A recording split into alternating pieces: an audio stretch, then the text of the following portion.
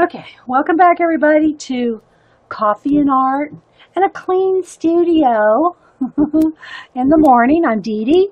Thanks for being here everybody. We already did a segment on Happy Mail and a new color book. And now with all the awesome napkins that CB and CB Carol and Blondie, Blonde Woman Stamping, between the two of them in this last Happy Mail and some tissue paper, here's the napkins we had to choose from. Well, I mean, I got other napkins too, but they're whittling down. I do send them out all the time. But now we have all this awesomeness to play with. So I was talking on the last segment about doing another napkin journal, instead of just using my big giant Moleskine. So this one, which I've deconstructed, and that just means I tore it apart in their individual pages. The size, let me get my clear ruler on the right side. This one is 12 by 15. And I've taken it all apart. And so you can see the pages are all loose in there. So I'll show you a couple I got to get my mind off magazine journal because that's what we did last week. Napkin journals and napkin art books. So what we're going to do, and I'll still show you what's in the big one here, but I want to use this old day book, a faux leather from what year did I say it was? 2009. My sister sent me this for my birthday in 2009, and I didn't use it for a planner date book. But now we're going to use it to make it into a napkin journal. So, yeah, there's a few pages in there that are decorative, but they're pretty much all blank. And, these are literally dated specifically for that year. So there was January, Monday the 26th. It's not like a generic, you can put any day in there. It's specifically to 2009. So, I'm not going to use it, obviously. But what we're going to do is we're going to use it, turn it into a napkin journal. Some of the other napkin journals that we've used are these big pages. And let me just pull out a couple of the ones we've used. Here's one. So this was a page out of the big Moleskine that I just showed you. The lighting got a little dark. When the sun goes over the house, maybe that's a little better. I hope we're still in focus. So anyway, this is a napkin right here, right? A napkin, then we do paint, a little bit of collage, paint, drippage. And so this is using a napkin as the base for a piece of art. All right, and we're also been doing color book pages. We've done a couple of those. Here's one where we've used a color book page from Crane. Hang on, I got to get her books. I can't remember her first name. Juliet Crane. We've used some of the pages out of the Juliet Crane Big Monster book. And, and you can use napkins, so a little bit of napkinage in there and here. And so you can use napkins and color book pages or collage images, either one or both, okay? So it's a mixed media process. The little owls are out of the color book. She's out of the color book. But we use napkins as the background. The big flowers are all napkins. And then paint, right? The thing is about doing something it's big, all right? So, you don't get a lot of, this is like a big one project at a time.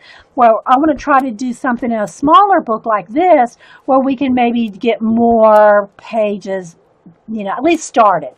This is going to be a brand new napkin journal. So we might not get a lot of finished work done, but we're going to start it as a napkin journal. And then we're also going to do a napkin giveaway. Okay, all right, so let's see what else is in here. So you can see here's a couple of pages where it's just the napkin glued on, okay? This is how they start. You can have them sprayed with some ink or paint, just scrape some paint on first, or just glue the napkins on and then start scraping paint and putting other things on. All right, let's see, I've got another one in here from There's another one that we did with the Juliet Crane monster, big monster girl book. Well, they're not big girl monsters, it's big monsters, and it's just all different kinds of her little, she calls them monsters, but I just think they're cute little girls. And taken a bit of that with napkins. See all the flowers? That's all napkins. All this is napkins down here.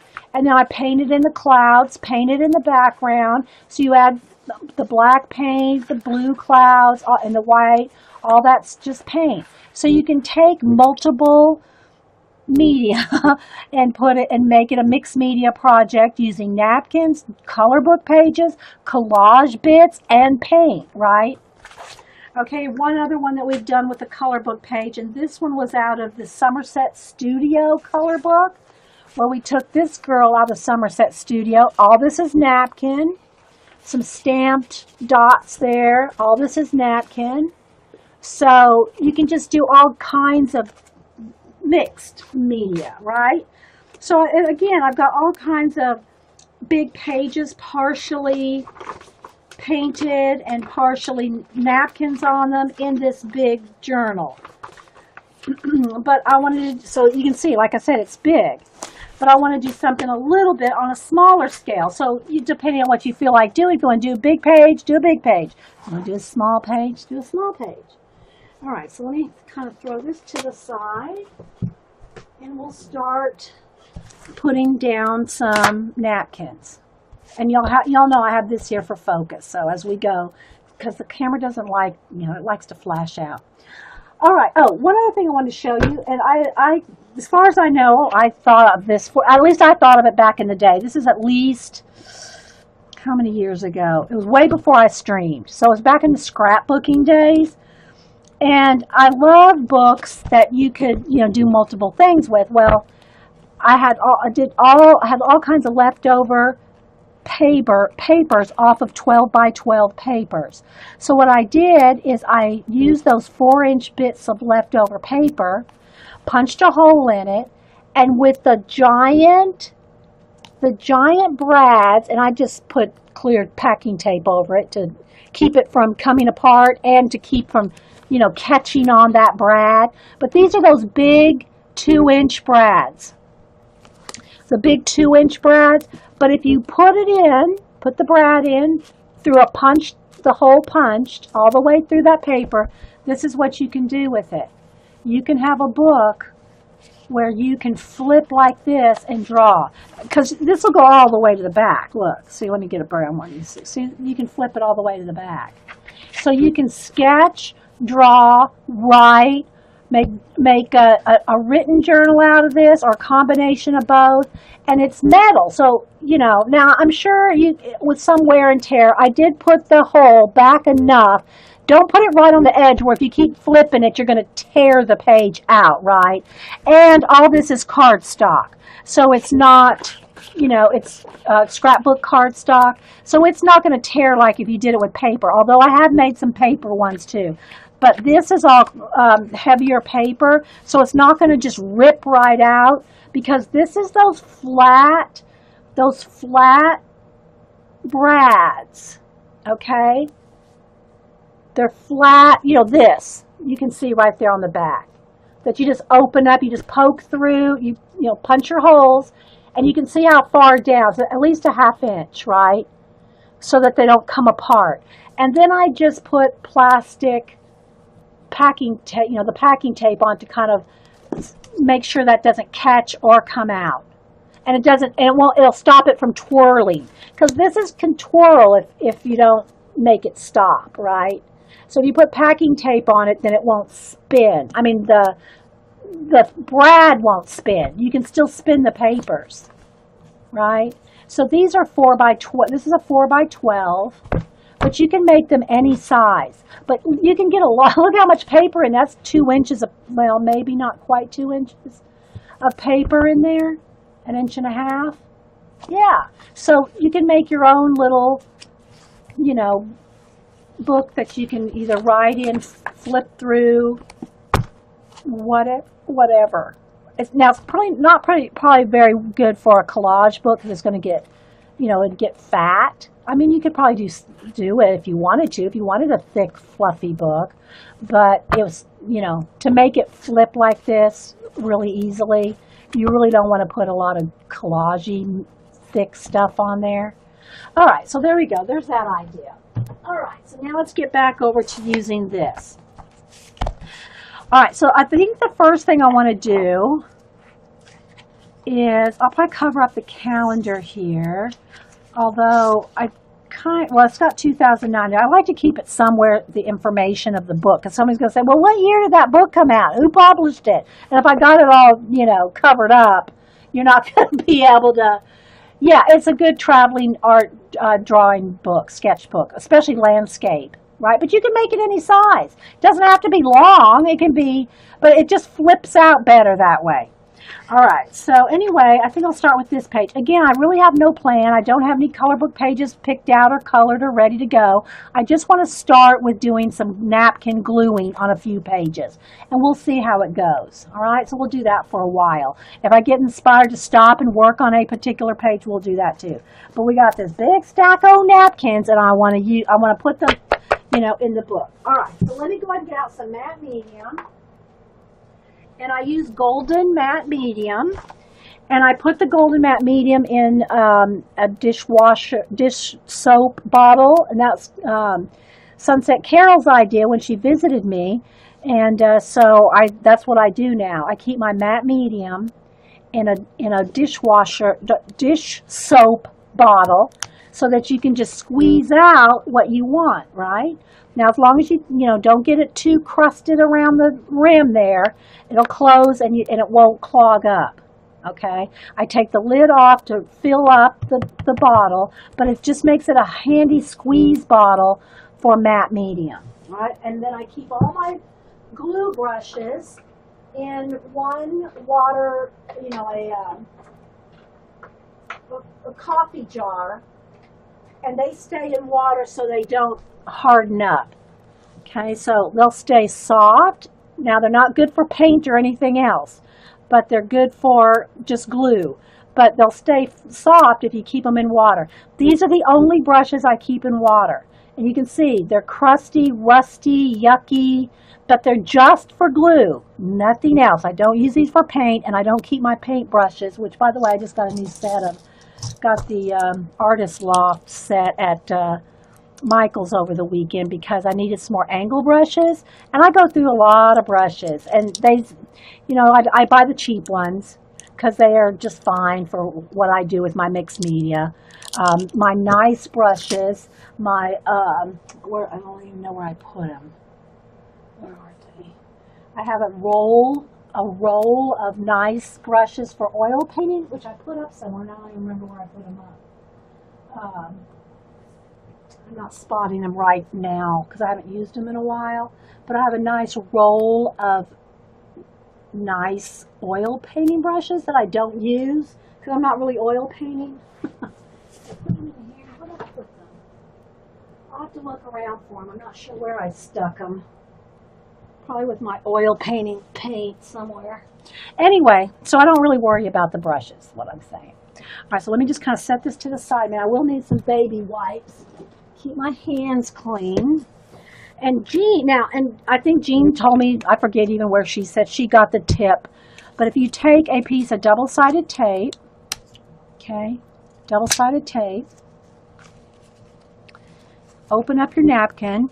You want to take off the backings. There's usually two backings. If you take a piece of double-sided tape and put it on there, they'll come right apart. See that?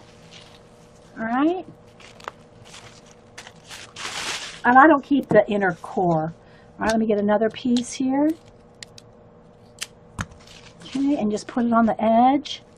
And it'll separate. Because I used to do this with a pokey tool. Poke a hole in the paper to grab it. But look, there you go. Okay, some of my scrolly stuff here. Hang on, guys, let me scroll. Okay, so yeah. All right, now a couple things about gluing napkins down. This is not going to matter so much. I mean, you can probably see a little bit of the lines. You can see some of the numbers. You can see through it some, which I don't care. This is a cream color, kind of a creamy color paper, as opposed to, let me get a sheet of white paper. But I want you to notice, when you do napkin journaling, it's best to put your napkins first on before you put a lot of paint down, because it will change the color of your napkin. It'll change the vibrancy of the napkin. Now, this is not going to matter as much, but I'll still show you the difference. Let's put the black right here. All right, so if I had a black piece of paper, I was going to glue the napkin down, or if I had paint on it, dark or light, and I put my napkin down on it, just look at the color of the napkin there. Can you see how it kind of grays out the napkin? Compare that to now just even the cream color. Look at the difference in the color here and here. So you can see how much more vibrant the image is when you glue it on white, or in this case I'm gluing it on off-white. I don't think it's going to be too much of a difference between the off-white and the white. It'll be some, but you can see there again, you can see a little bit of difference between the off-white background and the pure white background. So just so you know that when you glue your napkins down, you want to glue them on a white, or in this case I'm going to go with cream, but it does change the vibrancy of the image. Can y'all see that? Yeah, it's a much better if you glue it on a light background, okay? Especially because look at the difference there, okay? But you totally lose the vibrancy of the image. Now, some people say, well, why don't you just leave the white background on? Well, I'll tell you, the main reason is when you put down your matte medium and then you glue your napkin down, you're not getting in between those layers. Remember, there's 3 layers. And as much as you get on there, and I guess you probably could do it if you really took a lot of time to make sure every layer was completely saturated. But if you don't, your image is going to it'll pull up from the middle. It'll pull up because you haven't glued down all the layers. Do you know what I mean, Vern? So if you're going to you want to take off those backings because they won't all glue down. Okay, but there's the difference in the brightness. Hey, Sammy Jammy. All right, so yeah, we're at the napkin party. Okay, so now what I want to do is I'm just going to do a few napkins, and I want to glue some down. I'm not going to do anything on the cover page there. And again, you're going to see the words through it, which that is a cool effect in itself, right? You can see a little bit of text through it. You can't see much. The other thing that you want to be careful of when you glue your napkin down is, especially with, how when I glue my collage bits down, like let's say I take a collage bit and I want to glue it down, I put the matte medium on the substrate, right? And on the back and over the top. Well, with a napkin, you can't put it on the back. It's so thin, you can't turn it over and turn it over again. It'll rip. You just can't do that. The napkin is the only time I don't put it on the back of the napkin. All right, so in this case, I'm just going to kind of go right almost to the edge, and I do need some wax paper between them. Let me get some fresh. Because I don't want to glue my pages together. Get a couple pieces of wax. I got my fan blowing behind me, so everything's wanting to fly away. Napkins and everything else. So I'm just going to put something behind each side here, just so I don't glue them together. Should have made that one a little bigger. Okay, we'll just be careful. Okay, it's just going to be to the edge here. All right, and napkins I don't mind going over the center of the book. I usually don't like gluing things over the center of a book because it'll start not only getting thick, but it'll start cracking the image. But a napkin is so thin, you can go over the center spine. All right, so what I'm going to do, though, to kind of make it easier on myself, I do want a little edge along there like that. The napkin is bigger than what I want. Now, you can do one of two things. You can just go ahead and glue it down, or you can trim it and then glue it down. But I want to kind of make it a hodgepodge. I don't want it perfectly, so I'm going to kind of tear, well, actually, I'm going to cut because I want to keep these eggs kind of all together. You can tear it if you want it kind of a ripped edge, but you got to take more time if you're going, you got to take some time when you rip things, okay? All right, so I'm going to glue that down, but I want to overlay it. Okay, so first off, I'm going to put some matte medium over the top, and you got to be careful. See how it's tearing right there? It'll tear real easy. You got to be gentle, gentle. Okay, but I want it to be, I don't want it to be like the perfect square of the napkin. I'm going to overlay, put another layer kind of half over this egg, okay? All right, so I'm going to put some there. And I want another kind of strip here, not really trying to match it. Just want I want some layers of eggs. So I'm just going to keep layering it on. Got any questions? Put them in caps. Thanks everybody for being here. We're making a brand new napkin journal. Again, I'm going to do a lot of gluing today, and I'll try to maybe do one page as far as like a finished page.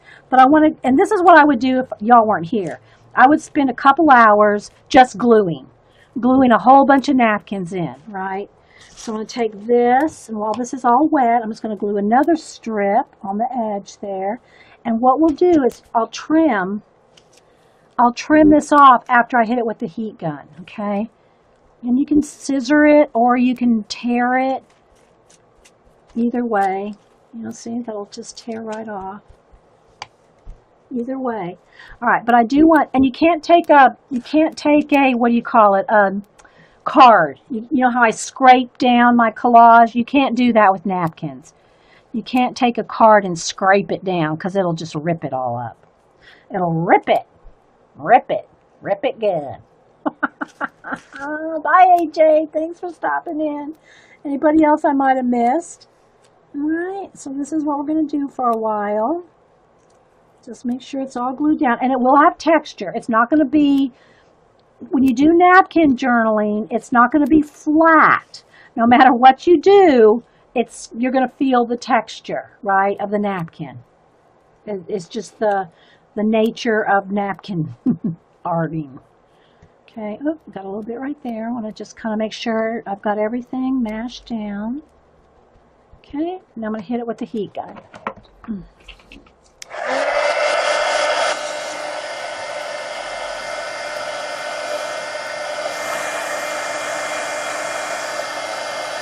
With a sip of coffee.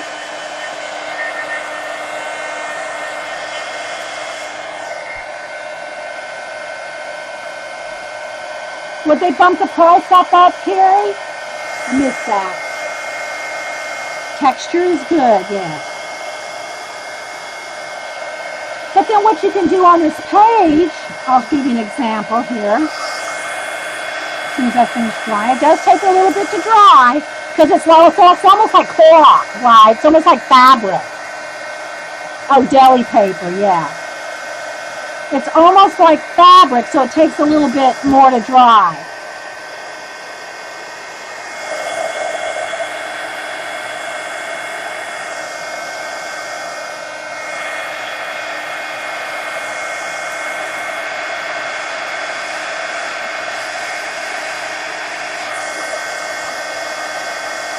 If you see something that didn't quite get enough matte medium on it, you can, when you hit it with the heat gun, you can see where you need to kind of add a little bit more glue.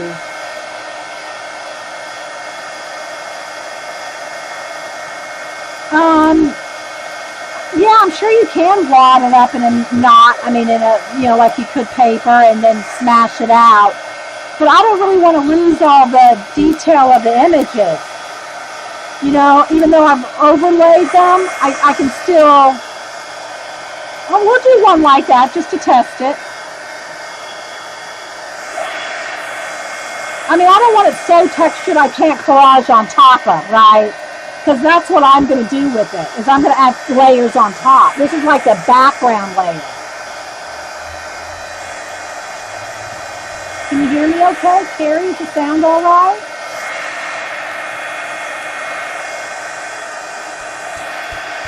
And you'll probably want to put some wax paper between it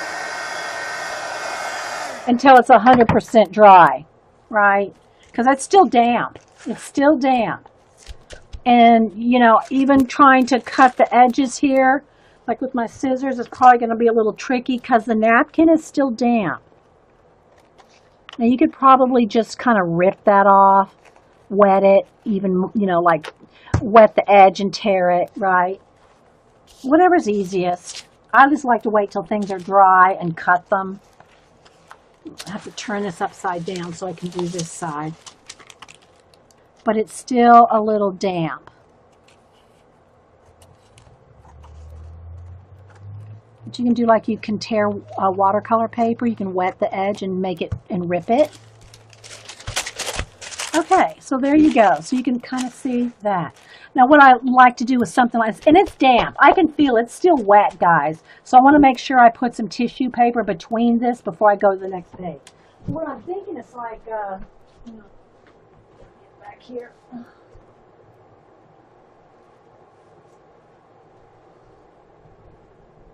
And the inspired, like the inspired nature, which I've already cut a bunch of stuff out of it and used it. But you can find you, let's just say one of these birds, or, well, let's see. Could be something like this. That might be a good one. I'm trying to just think some feathers would be good. I'm really thinking of a bird. Here's where I've started coloring a butterfly. Could be it could be anything, actually, but I was kind of, here we go. This is what I was kind of going for. All right. And I kind of really like some of this too. We'll keep it simple on this first page. So what I would do is I would color this page. The best way is not to cut it out, glue it on, and then color it, because remember, this is texture, okay? This is textured. If I try to color this bird with the texture under it, it's going to pick that up. So if you start color penciling on this while it's glued here, you're going to pick up texture of the bird. Like, here, let me get where's that scrap paper? Let me get a piece of pen, let me get a pencil. I've got piles of stuff. Okay, so look. See, this is the texture of the napkin. Right? There's the texture of the napkin. If I try to color a bird, if it's glued down in the book, I'm going to get all this. You're not going to get a smooth color, a smooth blend. So you want to do your color book pages or color book images. Color them separately, right? Color them separately, then cut them out and put them on.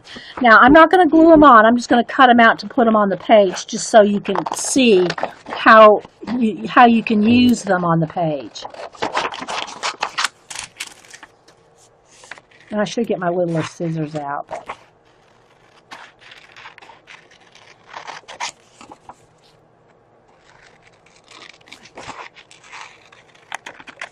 And if you have free images, free clip art images that you find online, you know, I would recommend printing them out on thinner paper if you're going to glue them in a book. If you print them out on cardstock, they're not gonna be nice and flat in your book, but it's totally up to you. But don't color them in the book. Am I making sense? It could be a cool effect, bird feather effect, yeah. Okay, so I might color him, put him in here, put my own branches going across, paint my own branches, paint my own sky, because I don't mind covering up some of the napkin.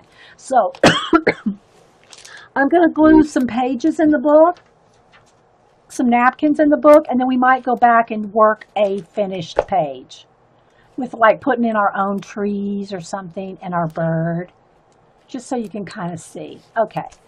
But anyway, like I said, it's best to color it on a, on your smooth surface or even in the book, then cut them out and use them as an image. Or if you have a clip art, free clip art or whatever, you're cutting out. It could be a bird out of, it doesn't have to be a color book page. Let me get a,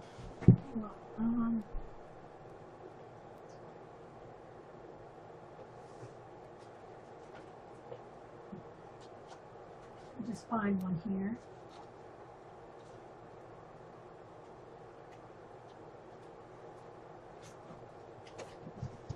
Okay, so here's a bird out of a calendar page. All right, if you don't want to color one, you could just, use one out of one of your images that you've saved up. I'm not going to go to a whole lot of trouble here, but I want you to kind of get the idea of the different things you can use. So if you don't want to color your own pages, you can do your own mixed media collage pages using your napkin as a base and in whatever book you want to use.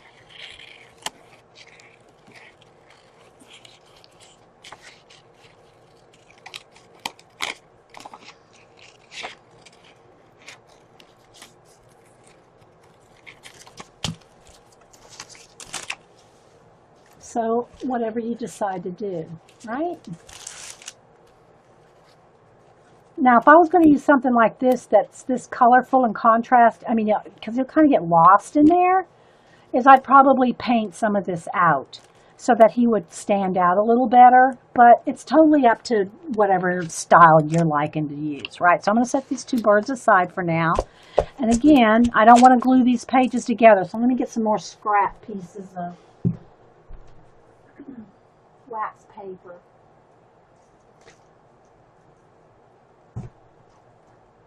Got some here somewhere. Here we go. I try to keep, quite a bit of it. Once the paint's dry on it, but the only thing is my fan is blowing all this stuff around.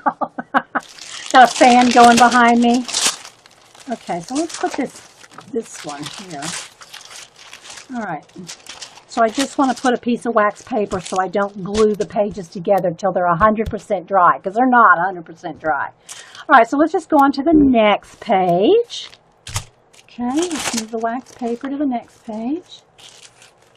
And you don't have to go in order. Actually, I'd probably recommend going some in the front, maybe 2, 3, or 4 in the front, and then going from the back, 2, 3, or 4 in the back, because otherwise your spine's going to get wonky. Like I showed you on the magazine journals, it's going to warp it. So you probably want to go front, back, front, back, front, back. If you're going to just do a whole book like this, when you work on moss with those little images, I have to sweat because the fan blows. I know, right? Well, one of the things about where I'm sitting right now, Vicky's my high back chair, is blocking the fan. But if I turn my chair at all, the fan reaches the desk. So yeah. All right, so let's go with this. I love this one. And I'm not going in any particular order. I'm just going to pick out some, want to use some napkins. Let me get a piece of double-sided tape. I think I'm going to have to get another roll out. This roll's almost done. Double-sided tape, just to grab and separate the bits, right? There's the first layer. And I know some people save this. If I was doing a paper pulp, you remember when you could do paper pulp and put them in the little molds and make your own little paper pulp molds? This would probably be awesome if you're doing paper pulp molds, but I'm not, so I'm not keeping that. Yeah, okay, so I'm going to take another piece of double-sided tape and separate the second layer. Okay, and it just usually, you just grab it. It usually comes pretty much apart pretty easy. Now, did I put it too far in that I can't grab it? Come on, baby. Come to mama. You can do it. There we go. Oh, that one's not wanting to separate as easily, but there we go.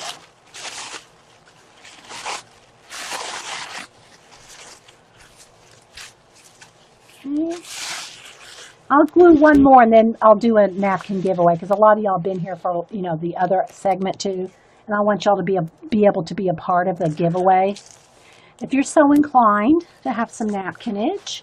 All right, so see, this is a nice size because I can cover up the whole book if I want, which I kind of do. The reason I didn't cover up the whole page here is because I wanted to keep that little bit of border. That border was pretty, so I just edged it right to there.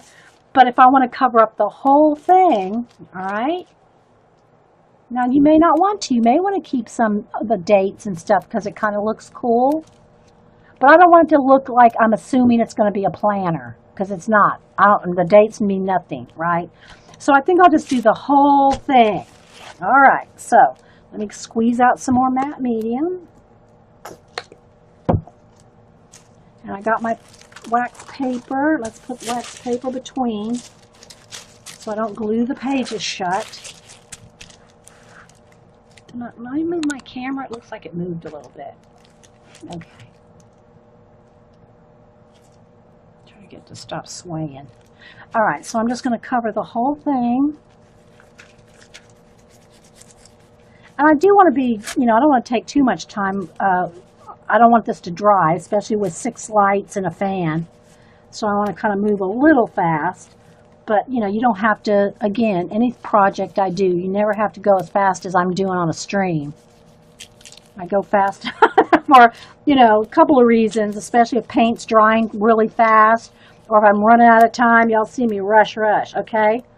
Now I'm going to take this napkin, and I like the B. I'm just going to look at the way I want it to face here. If you want it this way. Again, I'm trying to keep the fan from blowing it around. And you only usually get one shot at laying it down because it's going to stick, ain't coming up, all right? So I'm going to kind of start with the spine there.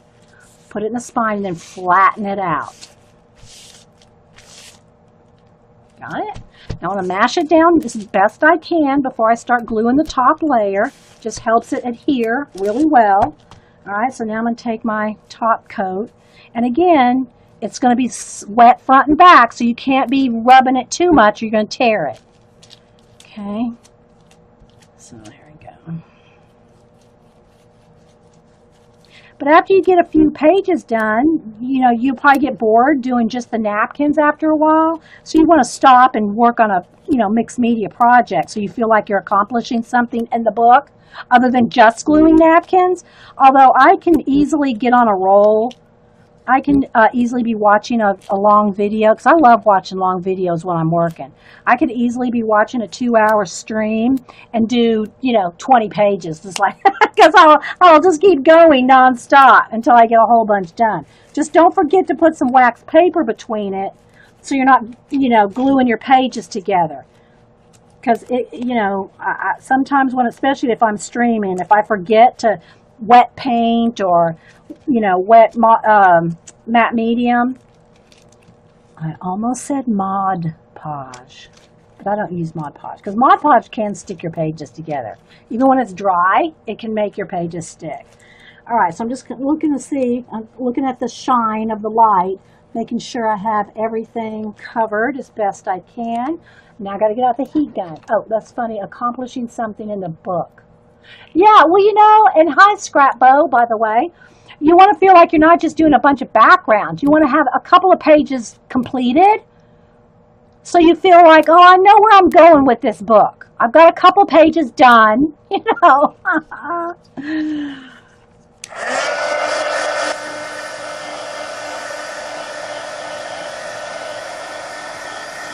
Thanks, Vicky Schultz. We got a lot of Vickies.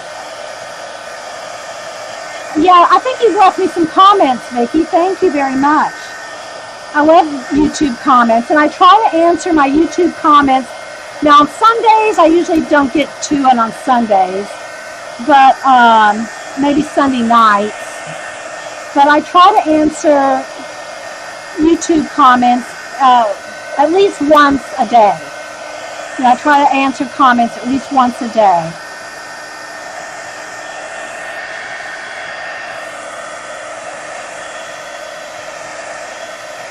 And hi, Scrapbook Corner. I'm not sure I know your name. Thanks for being here. soon as this dries, we're going to do a giveaway, and anybody that, feels comfortable giving me their address so I can send you a giveaway. And just a FYI, anybody that sends me their address, I don't share their address with anybody, even within the group. Just so y'all know, if you give me your address for Happy Mail or your birthday cards or a giveaway, I don't share those with anybody, not any, even in the group. So just FYI that. So Carrie, if you want to put my email in there, Carrie or whoever, or Vicky or whoever's here, put my email in there. Nice to meet you, Natasha. And I do send international Happy Mail. Not as often, not big stuff, as often as I like. And if y'all don't know, I am a portrait artist. I do portrait commissions. And I forget about saying this all the time because I'm having so much fun with you guys, I forget to tell y'all that I do portraits. And so if you want to see my work, if you follow, well, you don't even have to follow me on Facebook. You just go to Dee Dee Willingham on Facebook and go to photos and then albums. And under the albums, I have all different albums, a color book album, my messy desk pictures album. I have my portrait album. I have my fan art album, and all those are public, so I don't have to follow you and you don't have to follow me to see all my work. So if you do need a portrait done, you just message me and let me know. And if you want a portrait drawing,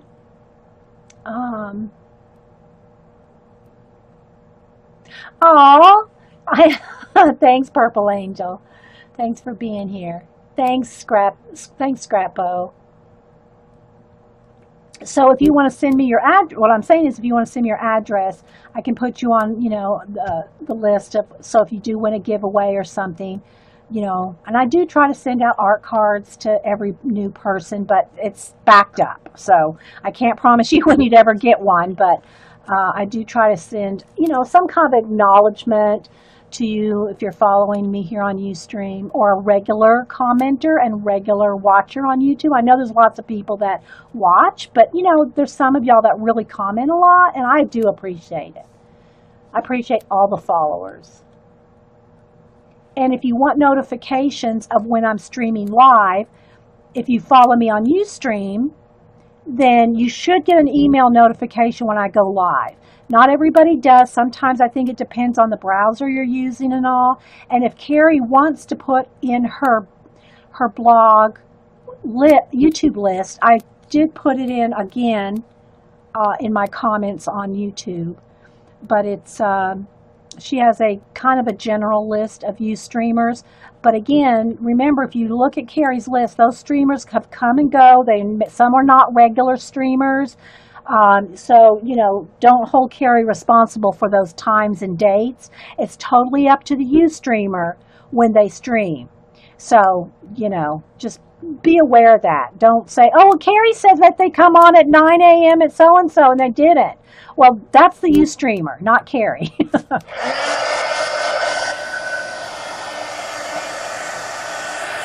So just so y'all know, if you do want any portraitures done, pets or people, then let me know. Yeah, and Sarah said, and some of us never stream on time. So if you follow each individual Ustreamer and they go live, you should get an email notification. You have to have that set though in your profile or whatever, that you want notifications.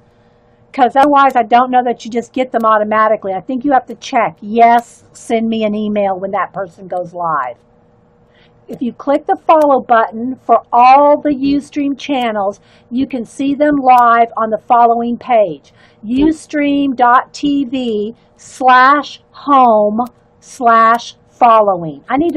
Can you tweet that to me later, Carrie, so I can remember?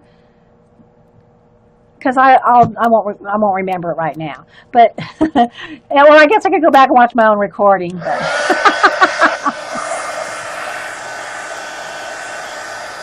Thanks, Carrie, for that info.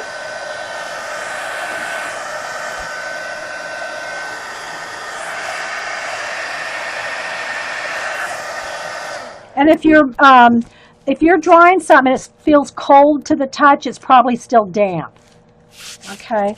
All right. So now I do have it kind of glued a little bit to the wax paper, which will just kind of peel right there on the edge. I don't want to tear my paper though. Here, let's go. My page. All right. So now I'm going to go ahead and trim off. And again, you could just wet the edge of this, the napkin, and kind of tear it off. But I just would rather cut it off. It's just as easy. All right. So I'm just going to go around here.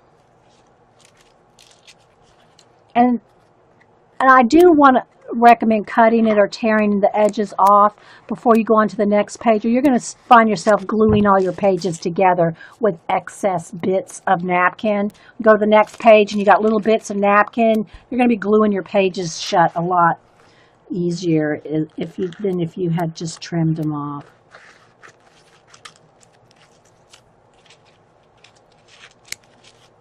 Okay, so now let me go over to the side.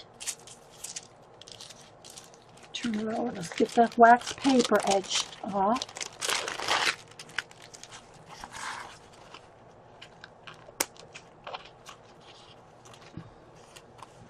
And like I said, this can get tedious if you're doing, 20 or 30 pages or more. So you might want to do a few and stop and do a project where you feel like you're accomplishing a finished something. But I wanted to start a new journal, and everybody else said, yeah, start a new one. So we're starting a new one, so that when we do want to do a napkin journal page, we have a whole bunch of them already ready. We got them at the ready, just like my collage, the Dilution journal. Yeah, I got a whole bunch of those ready to do collaging in. All right, so let me kind of move some of this out of the way so we can look at it, then we'll do a giveaway. All right, Carrie and Janet and Vicki, are y'all ready to herd cats? That's what we call it when we do a giveaway, because it's tricky. Oh, I got to go get my iPad too. All right, so here we go. I'm going to leave this right here, this cover page like this, just so I can remember. And this, again, this was a birthday journal ledger date book that my sister, other sister, Debbie, sent me in 2009. Was it 2009? Yeah. That I never used as a journal, but I love the book, and it's got that, ledger look to it, right? Like it's one of those, it's like a faux leather ledger. And so we're just going to make it into a napkin journal. So there we got 2 pages done. And again, you can take your either, a cutout, or you can do bigger, like let's just add an owl this big, cut out a color book owl. It could take up a whole page, or you can use, in particular imagery. I just think that if you do a color book page, especially if you have the napkin journal already based, then you can make this your color book or clip art image match or coordinate with your image. So I could color him, I could make him a green bird if I wanted to, and have him coordinate with the leaves, So, yeah, so just want to show you that. Okay, so let's go ahead. Let me move this out of the way, and let me gather up some pretty napkins. Or, again, you can do one of the girls, right? See, you could cut her out and put her on the page. Like we did on the big pages, the big napkin journal pages that we did in the 12 by 14 or whatever it was, Moleskine. So maybe we'll do another one of these. That would be this is a quick page to color is what I'm saying. This is a quick way. These girls are easy to do a quick page in a book like this. All right? Okay. So let's go ahead and let me sort out some napkins real quick. I think it'll be a beautiful book, Grammy. Thank you. All right. So I'm going to pick out one of a stack of different ones, right? So let's just pick out, you can see with the ones I'm picking out here, just getting one of every kind. And CB and Blondie are the ones that sent these. We get like one of each.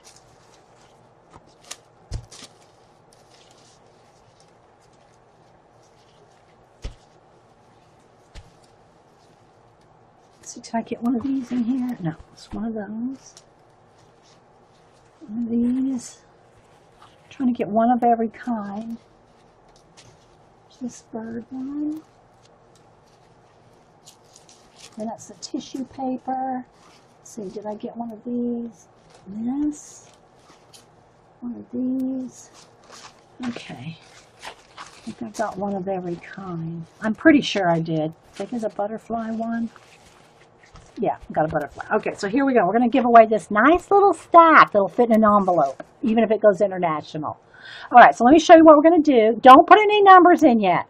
No numbers. Okay, so here's how it works if you've not been at one of my giveaways.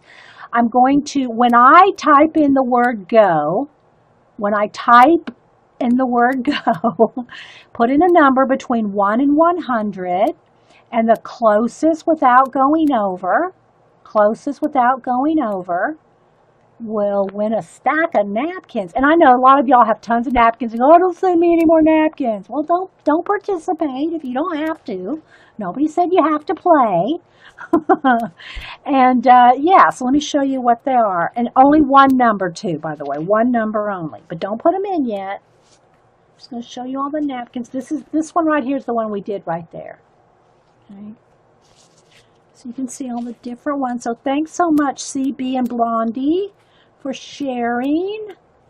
Some butterflies, some lilacs, goes this way, tulips and flowers, and then some of the lemons and the blue there. All right. So again, you're going to put one number, okay?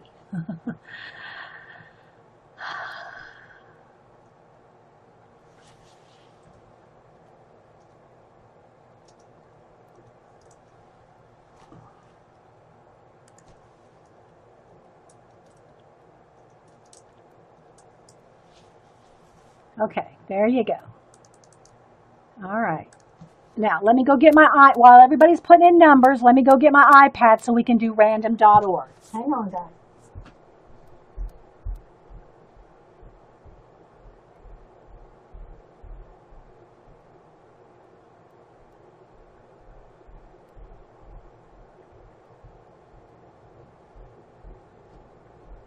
Okay. Let me get, while everybody's still putting in numbers, let me bring up my random.org.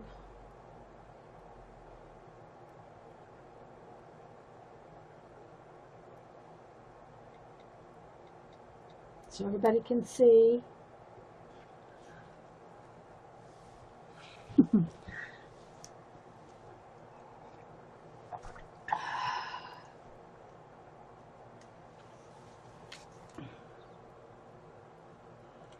We'll generate a number in a minute when everybody's done.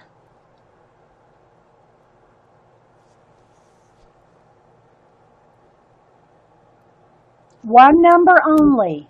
Yeah, one number only.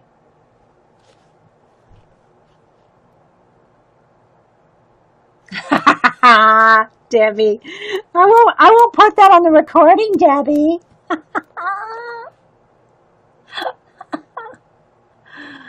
Okay, I'm going to wait for another 15 seconds.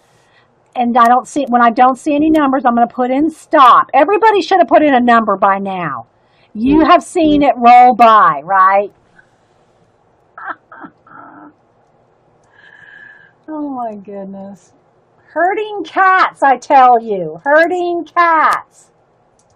All right, stop. All right, here we go. We're going to generate a number between 1 and 100, and here we go. Whoops, let's get that mine. All right, generate. 40. The closest to 40 without going over. So let Janet and Carrie and everybody, Carrie can timestamp. She's on Ice Chat, so she'll find you. Trust me. Carrie will find you. I love this one. I think we'll have to glue one of these down in the book too. It doesn't matter about the lag. You had plenty of time to put in a number. All right, let me get a Post-it note here so see who wins the stack o' napkins. And again, thank you all for that send postage stamps and money to Hubster. He appreciates it, trust me. He really does. All right, let's see. All right.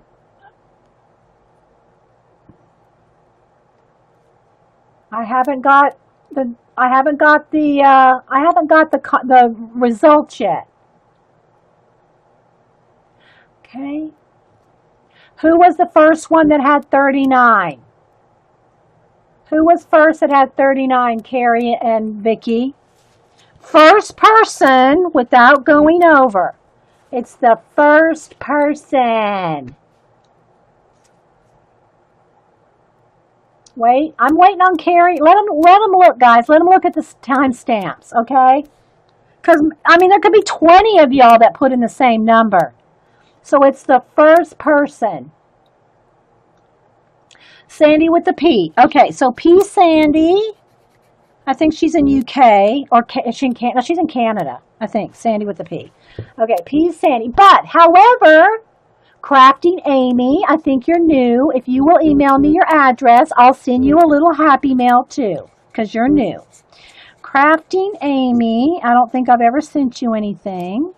So send me your address, Crafting Amy. But Sandy won the napkins, but you might get a napkin too, or two. So yeah. Okay, so yeah. Crafting Amy, it's A-I-M-E-E. Crafting Amy, send me your address, okay? And then these are all going to Sandy with a P. Did we get that sorted? Both of y'all. Now I have Sandy's address, but Crafting Amy, if you'll send me your address, I'll send you something too. Okay? I try to be Janet. It's kind of the way I roll. Okay, so yeah, Crafting Amy, yeah, need address, need adding, okay. Did we get it? You're welcome. All right. So I don't know if you have my email there. Carrie can put it in again. So Sandy, congratulations on the napkinage. I hope you're going to make a journal with it. Okay. Now, oh, thanks, Peggy Sue.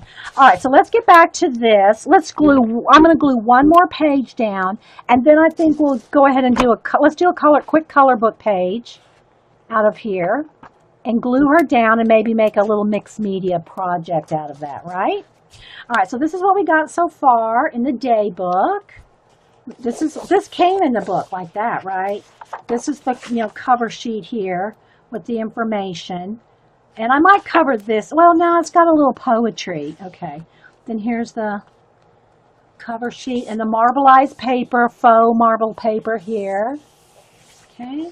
Then we did the eggs and left some of the paper that's already in the book. So you just find a book that you're not using. This one just even happens to have a ribbon, right?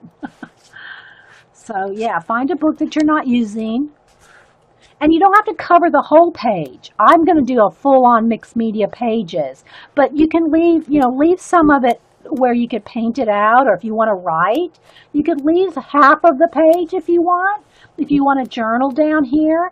I don't do journaling in my art journals.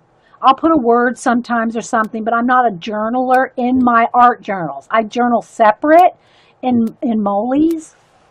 So I don't really worry about, will my pen go over that or whatever. But if you're an art journaler, you do have to be concerned about, if you want to write in this, you can't write over these napkins, okay? You're not going to be able to write on this. So you might want to leave a space down here where you can journal. and then have your art above it, or vice versa. Cover this up and have an area up here to journal if you're using an old date book or whatever. I got a card with the dog bone. Oh, good. Yeah, you're welcome. You're welcome, Terry. You're welcome. Just a little, keep you out of trouble. All right, so let's see. I think I wanted to do one of those watercolory looking ones like this. Remember? Like this. So let's go ahead and do one of these, and then we'll stop and do a page.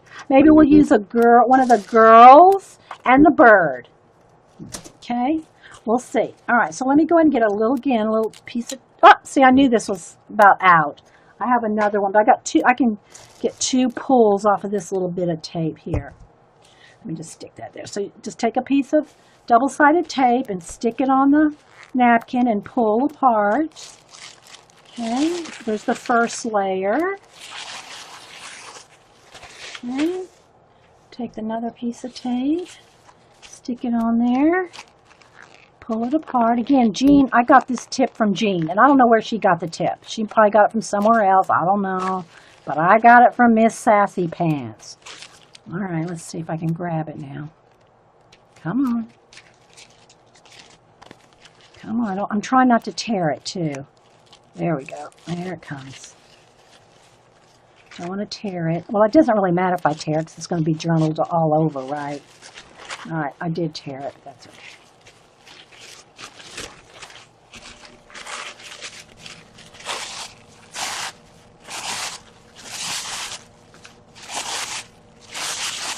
There we go.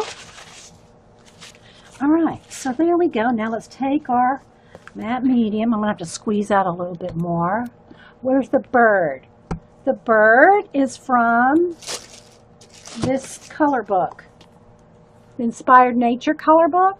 I use this to cut up. I cut this up a lot. Okay.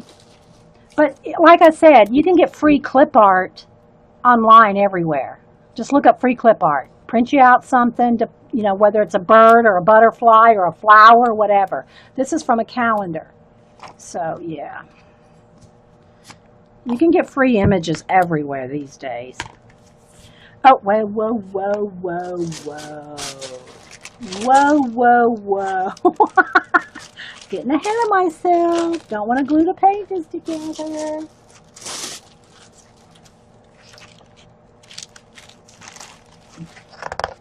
All right. Almost glued them shut. Yeah, it depends. Sometimes the corners have a lot of texture to them, and it's a little harder to pull apart because of that texturing. It's like they're extra glued. They're like extra glued on the corners. So, yeah. You can try either one, whatever works. All right, so I'm going to put a nice thin coat over the whole thing. And again, it's going to be a little quick because I'm under 6 lights and a fan. So I hope you all enjoyed just, having a happy mail today, starting a little bit of a napkin journal, and we'll do 1 page. What time is it? Oh, we got time. We got time to do a page. Okay, we got time to do us a page. In the new napkin journal. We'll call this the new napkin journal. All right, so let's take the napkin, and I'm kind of liking. Let me cut it in half, because look at the design. I don't want to stick it in the book, but look at the design. See how it's like half on this side and half on that side? I think I want to cut it in half so I can be more strategic in how I put this, because I think I want to go this way with this one. Again, I'm going to mash it down, and this is already starting to dry. All right, so let me go ahead and put a little bit more up here, because this is already, I can see it's already non-shiny up there. And then I'm going to take this other section, turn it upside down so I have all the blue at the top. Just kind of overlap it like that. See? So I have from here to here. I usually start at the corner, and it works better. Don't know why. Okay, well, that's good to know, Peggy. And hi, Peggy Sue, by the way. Yeah, Peggy Sue, you had some happy mail go out, too. Sent you a couple of the little paper clips. I try to remember who I've sent what to, and sometimes I'll write it down. Sometimes I forget to write it down. But I try to think of all of you guys every now and then. Every now and then I think of you. I don't think of you all the time. But oh, you're welcome, Iffy. Okay, so anyway.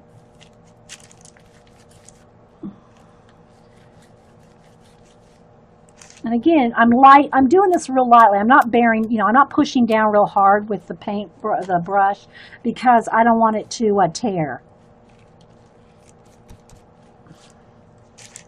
Not that it would really matter if it tears. Don't freak out. Just, glue another little patch in there. Glue a little napkin patch. A napkin patch. Oh, crack myself up. Okay, so I'm gonna.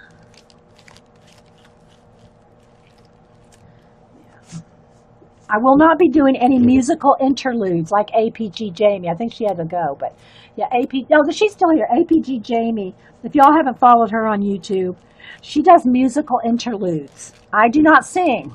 I try not to even hum. But yeah, if she's still here, she needs to put her link in there. But she does musical. Oh, no, don't make me do it. Okay. All right, so there we go. So I'm done with the matte medium right now. So I'm gonna put my brush back in the water because this will crust over and dry. Not that it matters, because these are my old paint brushes that I use for glue brushes, right? So when a paintbrush goes bad, it turns into a glue brush. But I want to put it in the thing of water that I keep just for glue brushes, because it'll get hard in a matter of minutes. All right, so I'm gonna dry this, and then we're gonna trim it.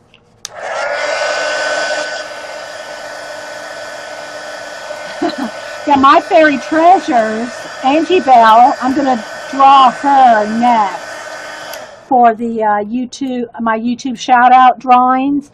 And she already got her picture. I showed it to y'all earlier. I think my team was, oh, there we go. And that'll probably be in 2 weeks. Because next Monday I got jury duty. So I'm still going to stream on Monday, because I don't have to report for jury duty till like 1:30 in the afternoon. So I'm like, must be the second shift of jury duty participants are called in. So I'll be the after lunch, segment of call-ins. But it still means I have to quit my stream by like 12 or something like that. And I don't want to have to rush Angie Bell's drawing. So it'll be the next week. Or if I get a chance during the week, I can do a drawing during a week too. So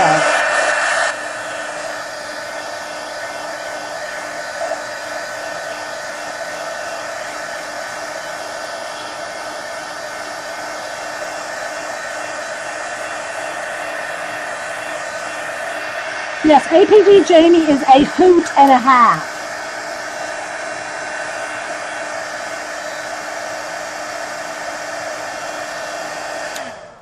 Next Monday is Memorial Day? I don't know. No, well, it's June. I don't know. I have no idea. I have no clue. I have no clue. I thought it said Monday. I got it on my calendar. Unless you get a juicy. I thought I have my jury duty date on the calendar. It's the first. I thought it was the first Monday in June. I'll have to go check on it now. Y'all making me wonder.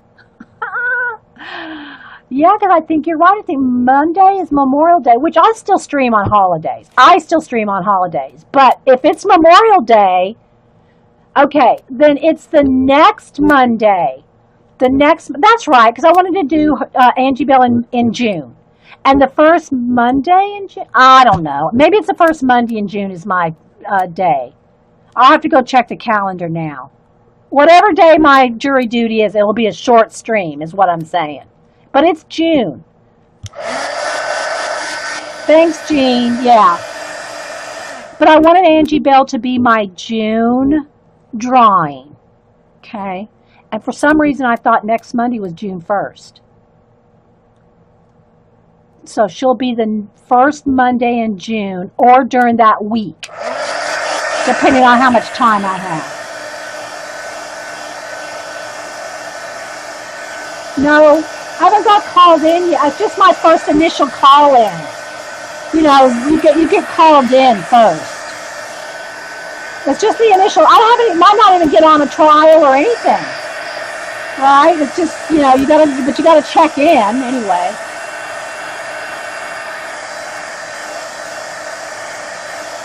Yeah, I'll have to go check my calendar downstairs.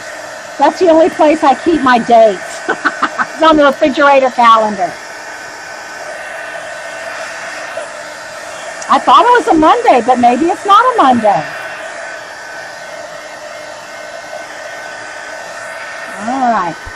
Still a little damp. Let me make sure I get as much as I can because I don't want the pages to stick. I'm going to go check my calendar downstairs. I got to get some hot coffee anyway. All right, so let me trim. All right, let me see. I got to be careful. You don't want to tear it because I'm going zipping ahead on other pages when I'm not really letting them dry. All right, so let's trim these out. Let me leave my things here for a minute. All right. Let me trim them off. Let's go this way. I have to have the scissors going in the direction of the page here. Yeah, I don't want to mess that up. Mess up my jury duty days. Although Hubster will say, you got on the calendar, you got jury duty today. Oh, okay. All right, there we go. Let's go this way.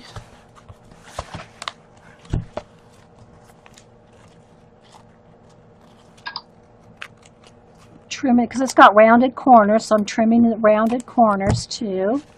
Okay, oops, don't want to tear it. Let's go this way, turn it around, trim off all the excess napkin edge, a little bit more, and you can kind of pick it off too if you get. I'm trying to cut as much as I can, but you can do it whatever's easiest. All right. There we go. Let's turn it around. Okay, Iffy, I'd love some Happy Mail. I love Happy Mail. We share all the Happy Mail. Okay, that's still a little damp. Let me hit that with the heat gun again. I don't want to accidentally glue my pages together because they're not dry.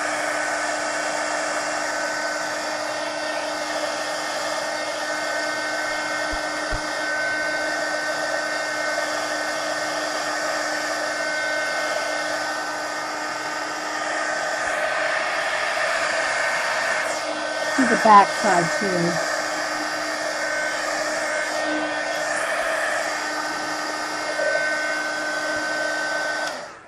Alrighty. So there's a little bit of edges that can be trimmed neater. Alright, let me go get some hot coffee and look at my calendar, guys. Let me go see my jury duty day. Hang on, I'll be right back.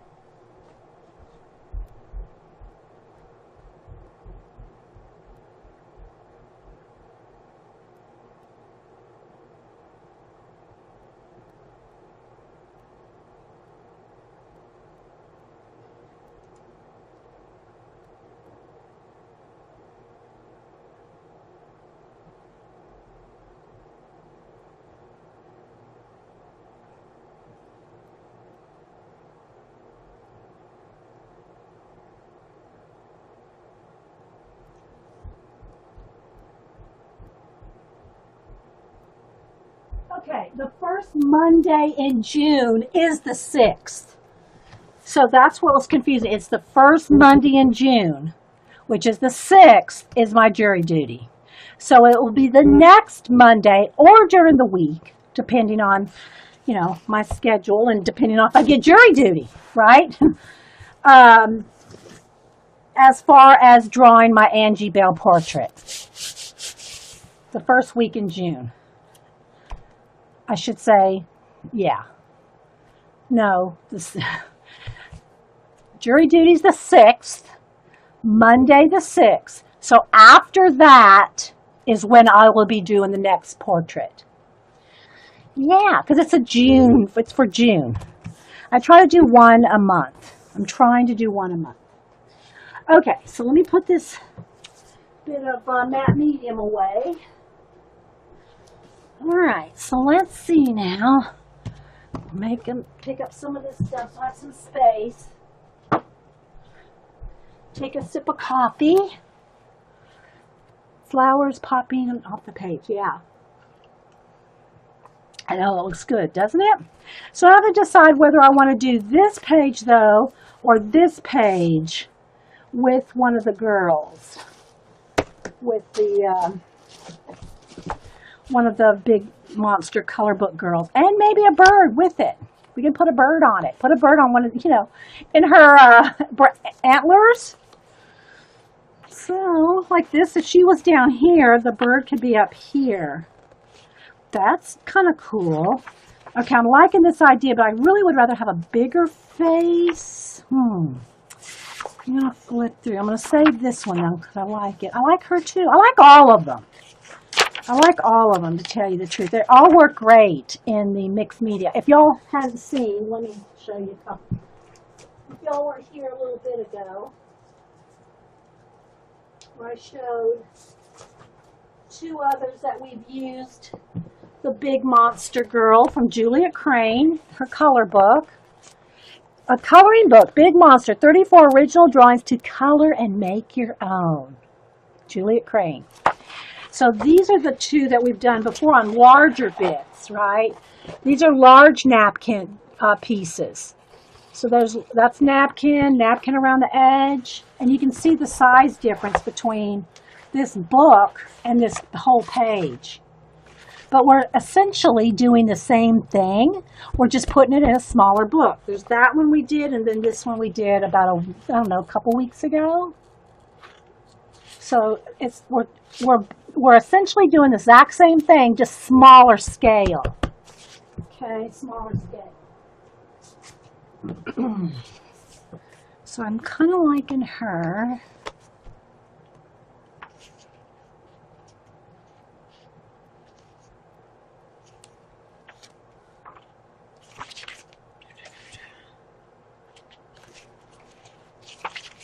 Any of them will work because, because I'm going to put the girl on this side and the bird on up here, right? So it's just a matter of which girl I want to pick. Because I'm going to carry the branches all the way up.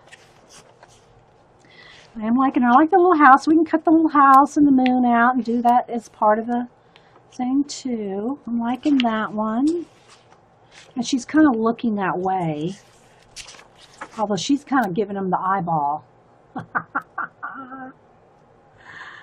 Oh, I liking her too.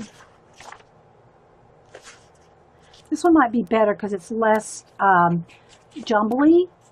And see, it's going to go up into here. So this one might be better. Okay. This one will work too. Oh, any of them will work.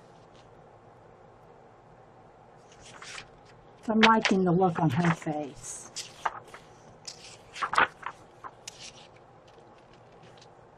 Pour some sugar water on it. Sugar water? I missed something, Terry. I missed something with the sugar water. I have no idea what you're talking about. I like the way that one's kind of giving them the eyeball up there too.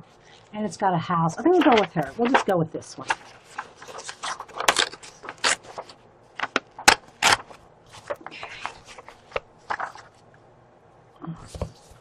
I'm going to mostly put paint on it, but if I do any shading with the face, I want to put it on top of a color book or something nice and flat. Remember what I said about coloring on top of here, right? It's going to texture it, right? So you don't want to color, you don't want to glue this down and then try to color it because you'll pick up the texture from the napkin. It's more textury than you can see on camera. Okay, and you'll be picking up that texture if you use color pencil. If you're just using paint, it's not, but I want to shade with color pencil. I'll do a wash with paint, but I'm going to want to shade with color pencil. And so I think I'm going to do her, and then I'm going to do the house. I'm going to do this all set, I'm going to cut it all apart and do it separate. But first, let me just kind of move this to the side. We're going to put a little paint on. Now I'm going to want her over here. Let me go ahead and just trim her out a little bit. because I'm going to blend her in with paint.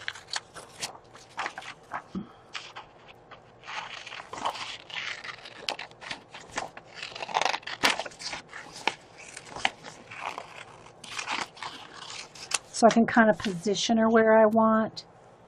She's going to kind of be right in there, so I'm going to cut some of that off because she's not going to go that far to the edge.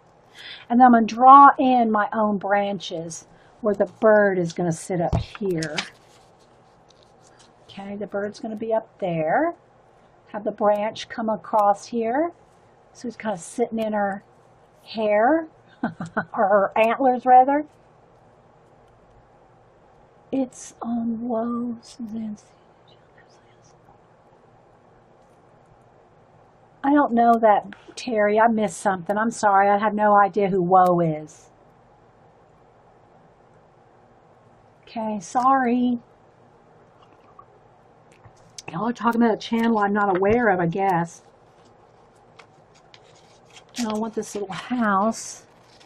It's kind of maybe down in here somewhere.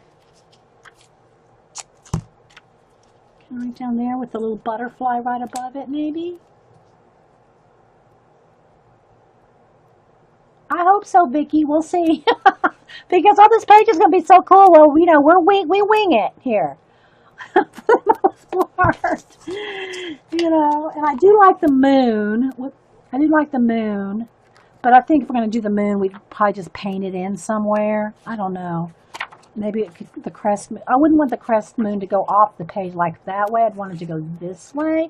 But I think we might just paint one in. We'll see. But I'll leave it here just in case. All right, so now what we're going to do is just take this off, take these three things off right down here so I can paint them and color book them. Now, if I start shading with color pencil, I'm going to put the book under them. So I have a nice, smooth surface. Because even my desk is crunchy, right? So I don't want to color pencil. I don't want to color pencil on the roughness of anything. Oh, her! Okay. For the love of Kroger girl. Okay, I didn't know her name was Suzanne. Sorry. I know I was the one that showed you the link of her last week, but I forgot. I didn't know her name was Suzanne. Okay. She is hilarious. That at least the Kroger video one was. Okay, so let me get a thank you for clearing that up for me. All right, so I'm going to get a palette here. And I'm looking at my colors here. Let me just kind of lay this out again just to kind of decide what colors I want. Okay. I'm not sure what color I want. Do I want the bird to be, maybe the bird could be, or she could be purple. No, I kind of like the bird, the idea of the bird being purple.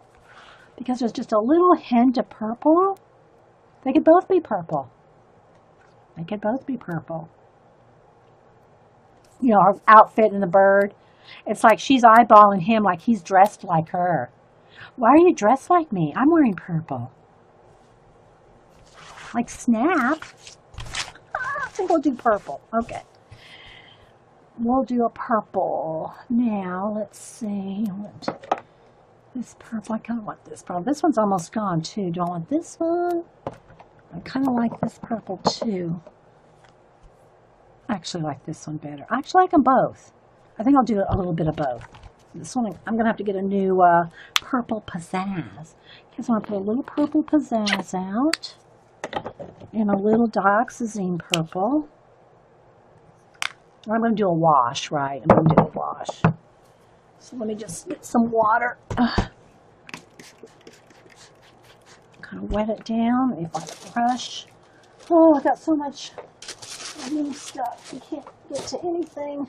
All right, let me move all these napkins off my table so I don't get them all wet with paint water.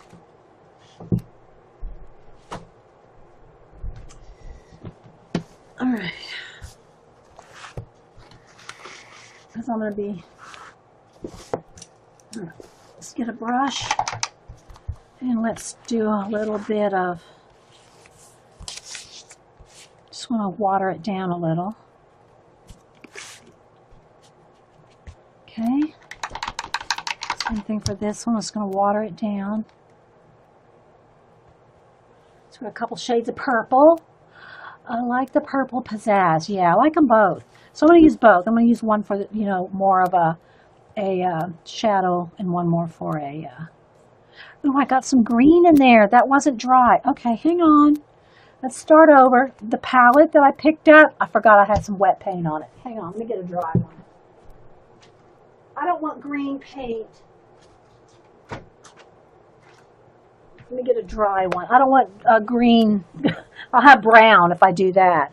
With the purple and the green, I'm going to have a nice pretty brown, which is not what I want. So let me start over. Get the two purples again. Because I forgot that palette was wet. All right, here we go. All right, so now we're going to water that down. Water this one down. Blondie tweeted that her and Katie. Oh, hey Blondie, thanks so much. Yeah, this is the second segment. We did a whole Happy Mail 2 hours. So yeah, make sure you watch. We appreciate everything you sent. And we're doing napkin journals. I guess you figured that out. All right, so, and I'm going to do some shading with color pencil. I'm just going to base coat it on here. And again, you know, I'm not going to spend 4 hours doing this, right? So I want the dark purple on the chest.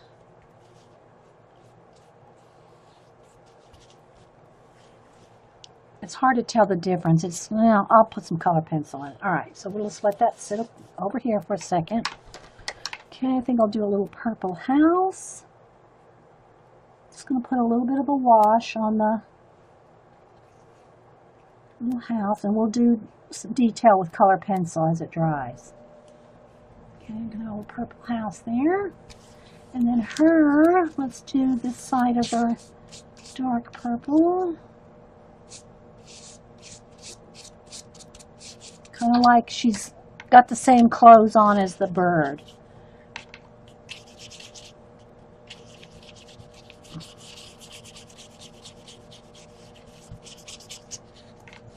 They're dressed alike. I'm keeping it a kind of a wash here. I wanted a watercolory look, you know, because that's the watercolory look of the napkin we're using. And this will all be painted out with another color once she's glued on. Because I won't be shading in here with pencil, so I can glue that down and not worry about trying to color in that with pencil. And then her little crown. She's got a little purple crown. Reminds me of APG Jamie.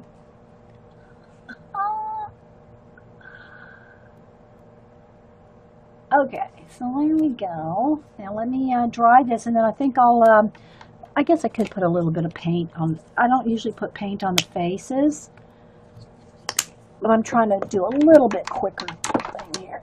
So I'll go ahead and base coat her. Put a base coat of peach on her face. Now I'm going to dry her. Dry all the bits, actually.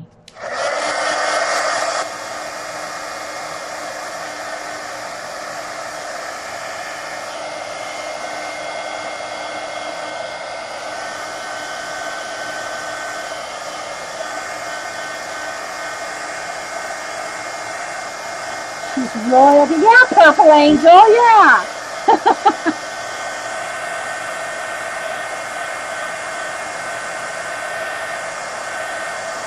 And you want to make sure that your paint is dry before you start putting color pencil, right?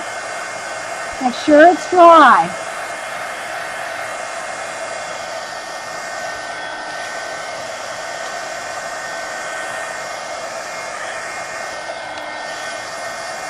My little house over here. Okay. So, doesn't matter if it curls a little bit. We're going to glue it all down. All right, let me move the paint. Let me move the book. Let me get some pencils. Stacks of paper. Throw that on the floor. Wax paper. Move this tray of pencils. Get to this tray of pencils.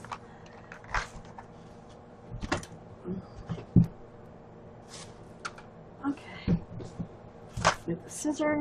Oh, sorry guys, bumped my head on the camera. Move the water. Move the paint.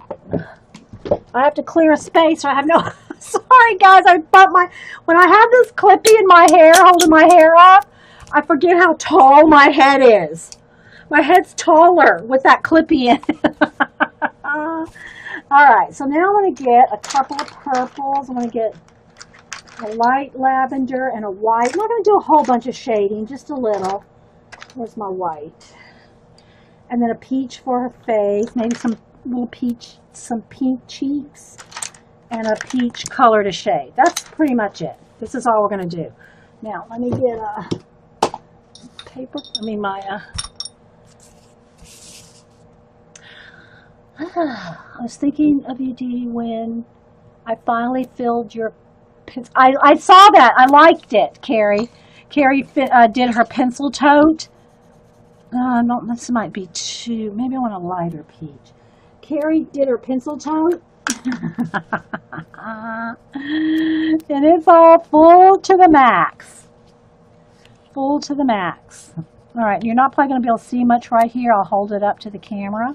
I'm not doing a lot of shading. It's going to be very minimal coloring done.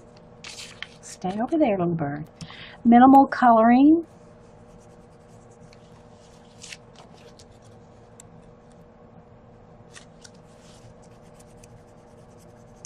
A little peach in her cheeks. A little pink in her cheeks.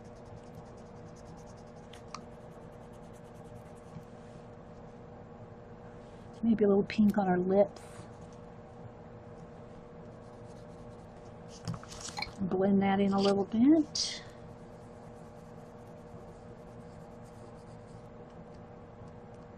Can you do a wash? Yeah, you can do a wash with watercolors, but you're not going to get that texture as much with watercolors as you will with acrylic. The tooth of the paper. Now, I should say probably if you use the chalky, cheap kids watercolor that's real chalky, then that's probably even better, the cheap ones, because you'll get that chalky feel to it. But that's why you want to have a page in every single color book in the back where you can test out everything. Okay, you want to test it out. But the reason I like putting the acrylic paint is because I've shown you 1,000 times, and I'm not fussing, I get the teacher voice, but I'm not fussing, is that you can't go over dark color pencil and get the pure white back. Like for instance, here's the little house, right? That's got acrylic paint on it. If that was colored with just purple color pencil, you could not do this. See how white that gets?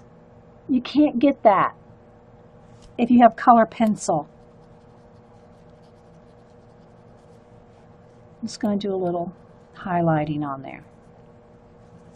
And maybe put some, let's put some orange in the window like it's glowing. Like we got a glow from the inside of the window. And maybe in the door too. Put a little orange. See?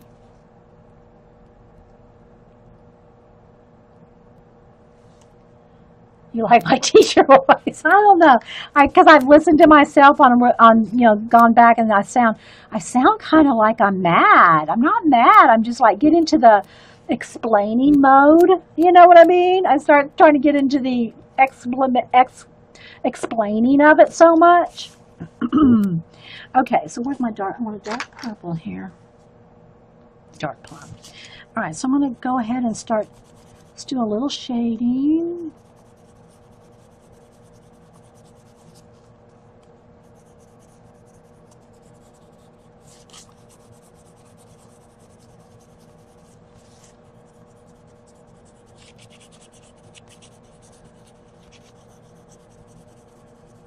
I'm barely touching, guys.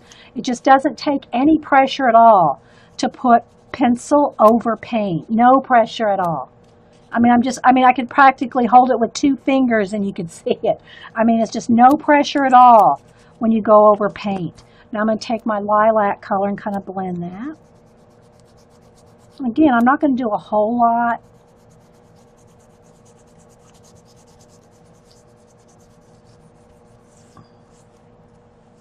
See? Now I'll take the white and maybe I'll do some little white highlights on some of those little, I don't know if you call it texture, you know, just those little designs. Okay, I'm just going to put a little bit of, just add a little something, something, because I'm going to put some white little lines on the bird too, on his feathers. So it's almost like they're dressed alike. See? All right, so I'm going to shade on top. Just a little bit with the dark purple. Maybe around her collar a little bit, because he's got feathers, you know, around his neck. So we're going to kind of emulate the feathers on his neck and the feathers on his outfit.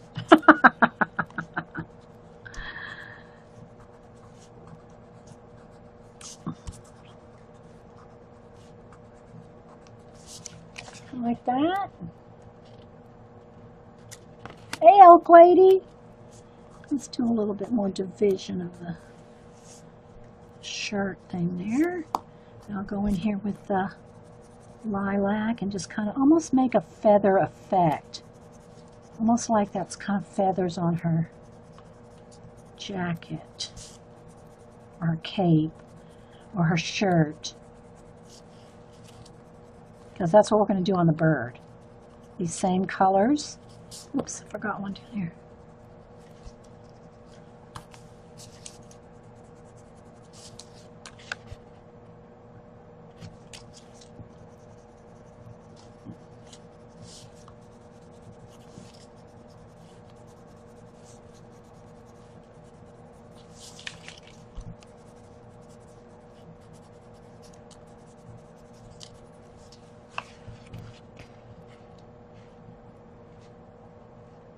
It looks so easy when I do it. I'm going to take the white and just kind of give a little bit more whiteness to that. And then I'll go back over it with the lilac. Because this side's in the shadow, right? But I still want a little bit of something going on over there. Okay, I'm not going crazy with it. A little bit of white, a little bit of highlight on the crown. You know what we need to do? We need to put a crown on him. We got to cut us out a crown.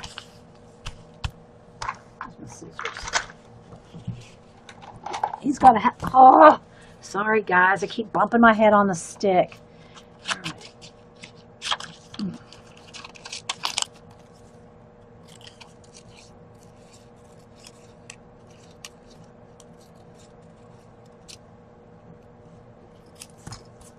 All right, let me just get my finger wet with a little bit of paint on it.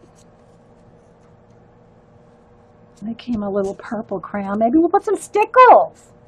No, we like that. All right, let's dry the crown.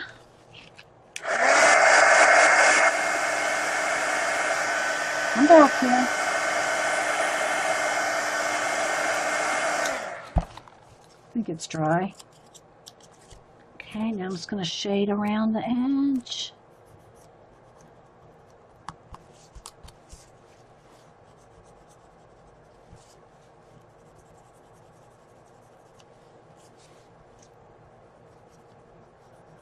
I'm picking up texture from here, from my, so I say you gotta be careful when you color. When you color on something rough, you gotta be careful, you know, you're picking that stuff up. Okay, let's see. It needs a little bit darker.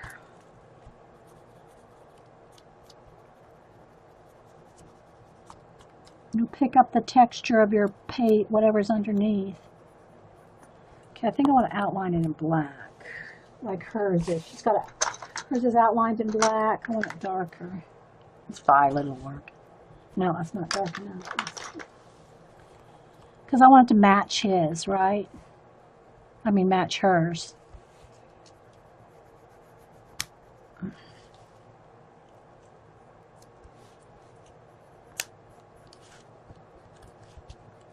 right. Hang on, guys. I'll check chat in just a minute. Let me finish this.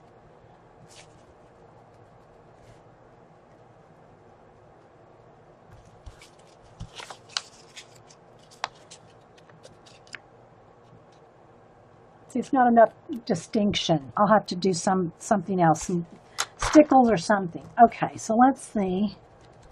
Is that the house? All right, now let's go back over here to the bird.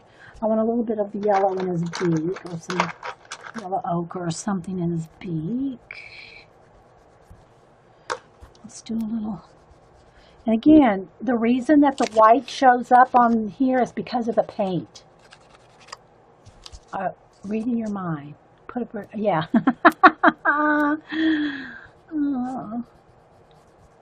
Okay, so what I want to do is just like I did the little white and dark little lines there, kind of the idea of the feathers, is I want to do that kind of idea. So they kind of coordinate, you know, they're kind of like,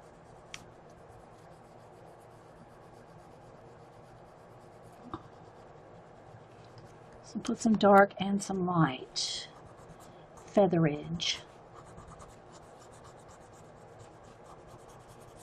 And again, I'm not trying to like do a full-on color book page here. I'm just trying to do a little bit of shading, see?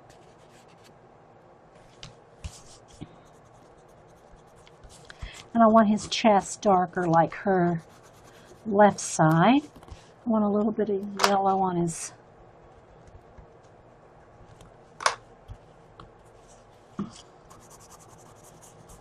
And again, I can tell I'm picking up some of the texture from here.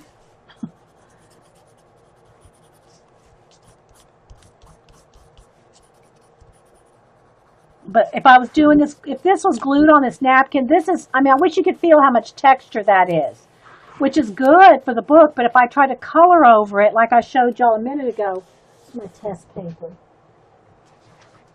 Here, this is what happens when you color over this, right? See the texture underneath? So you don't want to do that with your page. But my table's not much better. It's a little less textury than a napkin, but not too much.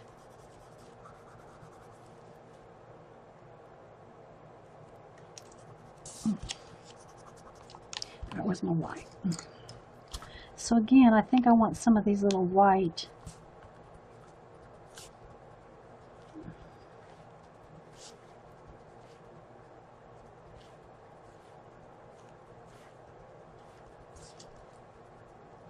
Essence of featherage, and maybe a little bit around the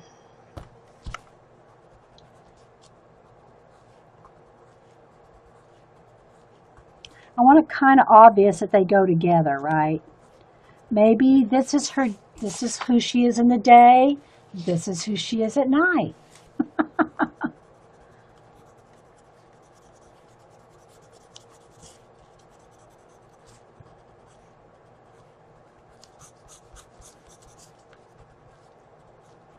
You have to make up your own story in your head as to what's going on. Okay, that's enough. I don't want to go, you know, I don't want to spend all day on this because I want to glue this down. And I will have to do something with, I think both their crowns need something, but I still have to blend them into the background, right? So let me do a little bit white area on his head so the crown will stand out from his head a little bit better. There we go. All right, there we go. Like the idea of the purple.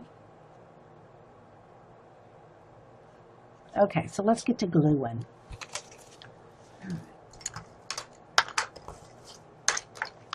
All right. So now what I'm going to do is I'm going to use Mylene's Tacky just to glue it down. All right. Oh, I need a piece of wax paper.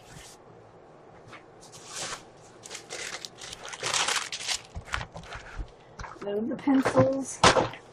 Move everything out of my way so I can shove everything over. Okay. We're getting there. Take a sip of coffee. You like the night and day? All right. Now I'm going to I put a lot of glue, but don't ever glue something down like this. Don't glue it down like that. You'll have bumps and lumps that'll show through the other side. You want to smooth all that out, all the way to the edge. That's why I'm doing it on the wax paper. Or you can do it in a phone book or, you know, any kind of old junk mail or whatever. And sometimes I'll miss a corner and I'll just go back and get those corners. But you want to smooth it out. Now let me move this out of the way. Put this back over here. And I want her right on the edge.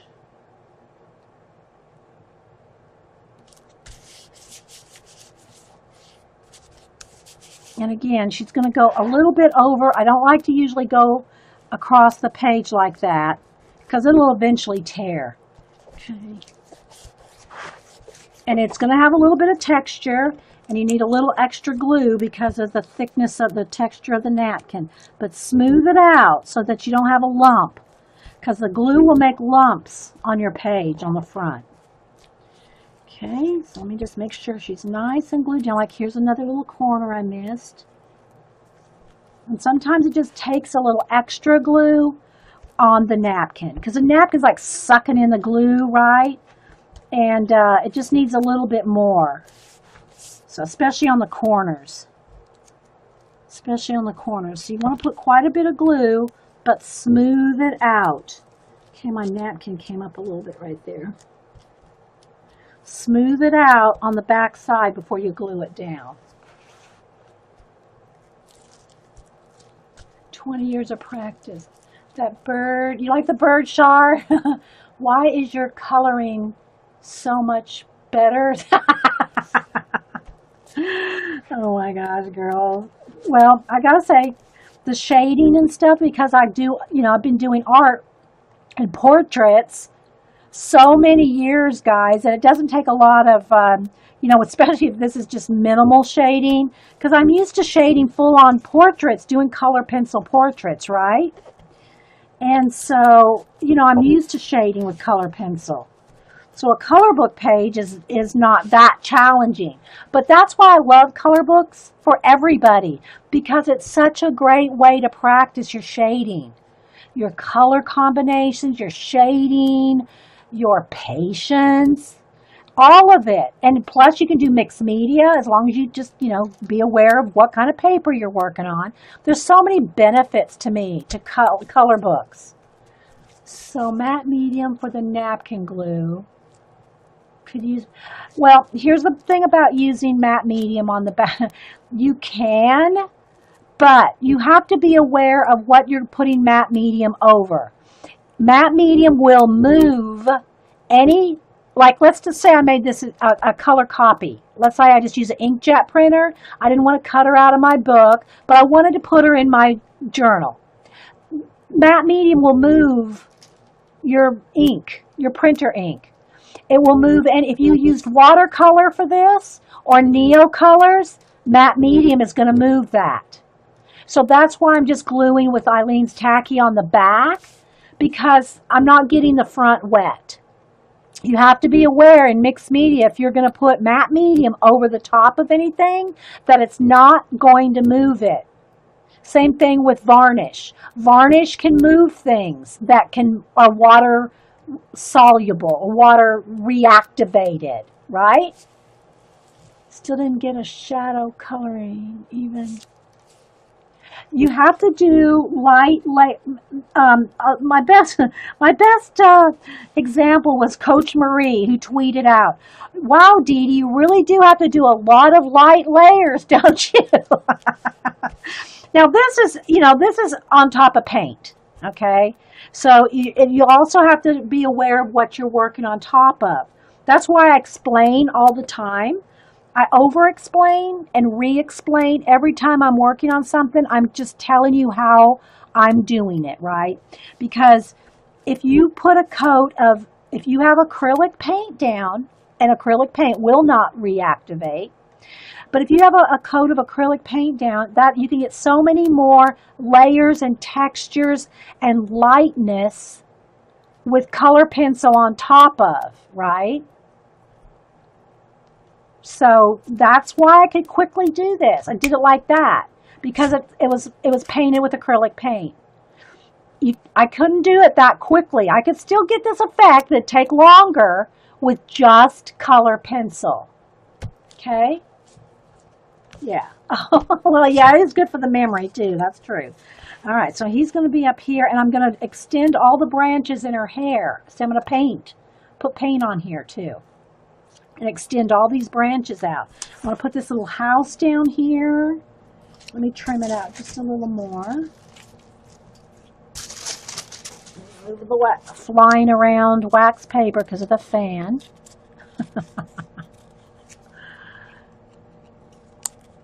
And I'm going to fussy cut this just for time's sake, so I don't have to try to blend it in as much with paint because I'm going to run out of time. So I want to try to make this, get as much information in the show as I can. So the little house is going to go down here. Sometimes it takes a while. Oh, no, Graham. I don't mind re-answering questions. Trust me. I do not mind re-answering questions. But I will say this. I get people, not so much anymore because I've explained, people know that this is a live show now. They understand that I'm talking to a lot of people, and new people come in and ask the same questions that I've answered on other shows, but they may not have known I've answered it, so they ask again. So if you hear me on the recordings answering the same questions a lot, it's because I'm getting live questions, right? So I don't mind answering them, but just be aware that it's going to be repetitive on the recording. I'm re-answering the same question that a lot of you have probably heard me say before, but I don't mind re-answering them. But just be aware that that's why I'm doing it, because it's a live show, right? It's a live show. Okay, so let me go ahead and put some glue on the bird. And I don't ignore questions, as long as I see them. That's why I ask you to put them in caps. All right, so let me get my wax paper here again so I can smooth out all the way to the edge. And again, I'll probably have to add a little bit of extra glue. Let's see exactly where I want them. I think I want them right about there, kind of in that spot. Right there. Because I'm going to paint in branches.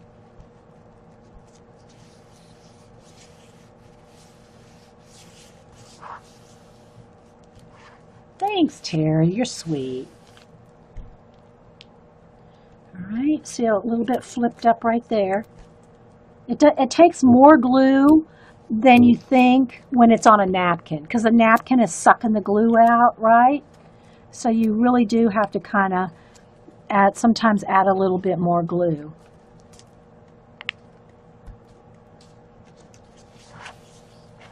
All right. Oh, did I leave room for his crown? I forgot about the crown. All right, so I'm going to put some glue on the little house. Then we're going to put some more paint and maybe some stickles with the little house down here. And compositionally, I usually don't go right to the edge of things.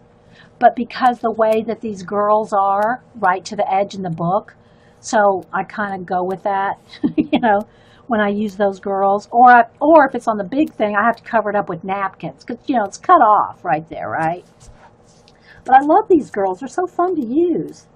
These Juliet Crane books. Oh, and by the way, I did finish another color book page that I did not do a... See, hers is kind of strong. I think I'll do his the same way. Or this could be a her, too. Could be either one. That I did not do a video for, but I did post it on Twitter and in my color book album on Facebook. But I was watching somebody else, their video, and so I said, well, I'm going to color while I'm watching their video. So I'll show you that. That's in the another Jasmine page. Speaking of color books, so in my Jasmine book, I've only got three things done in the Jasmine book, actually. I think three, one, two, no, I got four. Okay, now I have four. So the first Jasmine one we did was the Poppy Girl, her. Okay, so this was the first Jasmine color book page we did, the Poppy Girl. Okay, then the second one we did was the Mermaid. And the mermaid's got stickles all over, so you can see her glitter, her tail and all is glittery. So there's our second one. This is the Mermaid Girl. And you can see the stickles on her tail and her seaweed shirt. Okay, then the next one we did was the pirate girl. Here's the pirate girl, and there's a video on all three of these. There's videos on all three. There's the pirate girl with her tattoos and her leather and her, it's a little flashed out. There we go. Well, it flashed out again. Well. And then the last one that I did last week that I did not do a video for was the Princess of Bones. So here's the Princess of Bones. And I did her kind of zombie, right? Kind of blue. I did her zombie, but there's the Princess of Bones. And I did a little hashtag to make it almost look like, you know, kind of cheesecloth looking stuff. So there's the princess. And it is, sorry it's flashing out, guys. I'm trying to get the camera to suck the light back in there, but it's, but anyway, so this one is not, there's no video for that one. And I put fire around her. I think there were actually trees. There were actually tree branches, but I turned it into fire because, you know, you're the boss of your color book. And then I put the earth right there. That wasn't there either. So, yeah. So those are the Jasmine pages that we got done. All right, so let's get back to this one. And again, it's kind of curl a little bit until it sets and dry. They flatten out. If your pages start to curl, you can kind of roll them back. They'll stay back. Okay, I got a little bit of trimming right there to do. That's where I cut the page. Okay, so now let's put some paint on it. And maybe some stickles on the crown. All right, so first thing I want to do is paint in, I think I'll go with I almost want to go with the same dark blue that's in these flowers. Now let me move, you know, our little feather dusting Lulu. I don't want to get paint on her, and so I'm going to move her before I start getting paint everywhere. All right, so let's go ahead, and I think I'll go with, I think I should go with primary. It's kind of a primary blue, but it's not quite. It might be more. Ultramarine can have a tendency to go a little purple, but we'll give it a shot. All right, let's see what happens. All right, let me get a brush here. All right, so here we go. Will you use black pencil around the birdie and the girl? I probably wasn't going to, but if you want, I can put some black around it. And I know a lot of y'all like to use the Stabilo water-soluble black. I don't usually do that, but we can, just so you can see the effect. I'm just not one to really outline things. I outlined the crown because her crown was, so I just gave it a little bit, because we just drew the crown. But we can put some around. Let me show you again the other two pages, just so you can see. Here's the other ones that we've done. This one we just did a little scribble around. Okay, so you can do the scribble, but there's no water solubleness to it. I like the scribbly look rather than the wet look. You know, you can put the Stabilo around it and wet it and make it kind of bleed out. So it kind of has a shadow around everything with the water-soluble Stabilo, however you want to say it. But I like the little scribbles better. So we probably, maybe that's what you're talking about, the scribbles. So we can do the scribbles, and then this one just doesn't have anything. She's just painted in. That's just the lines that are on her normally, right? She's not outlined with anything. She's just painted in. Thanks, Jamie, for being here. All right, so I'm going to do her antlers blue. And I know it's probably not going to show up that much, but what I'm going to do is I'm going to take her blue antlers and continue them off the page, right? Or at least up into the flowers. Maybe behind that one. Okay, and the bird is going to be sitting on one of her antlers. So I'll have a couple coming around behind him. And I'll put a few little ones in there too. I want to get the big ones in there first. So I'm going to carry this one down like he's sitting on it. or at least coming out behind him so you can imagine he's sitting on it, right?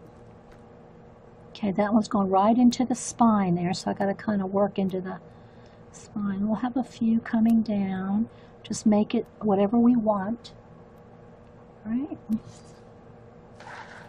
This one will come behind him, and I'll probably just have it come right off the page.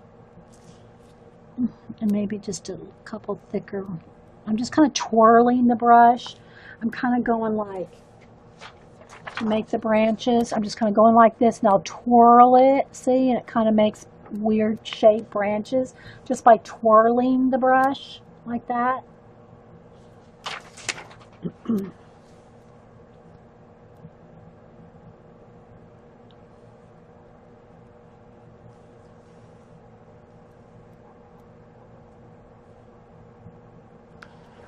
It's magical.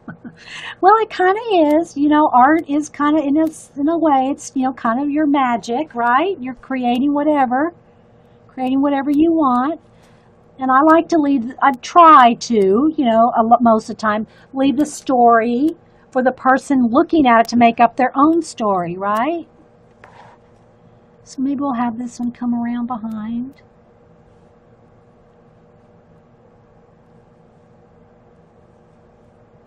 And have some different branches coming off. And you can put as many or a few as you want. Just, you know, play away. And that one's coming from behind him there.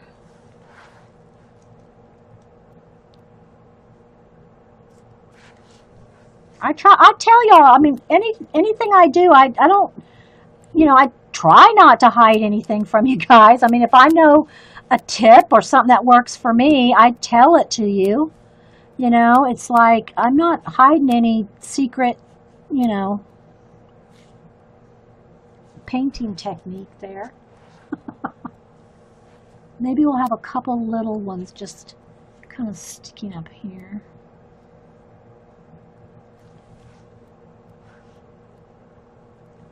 Maybe another one over here. I want to get the main ones first and kind of branch off.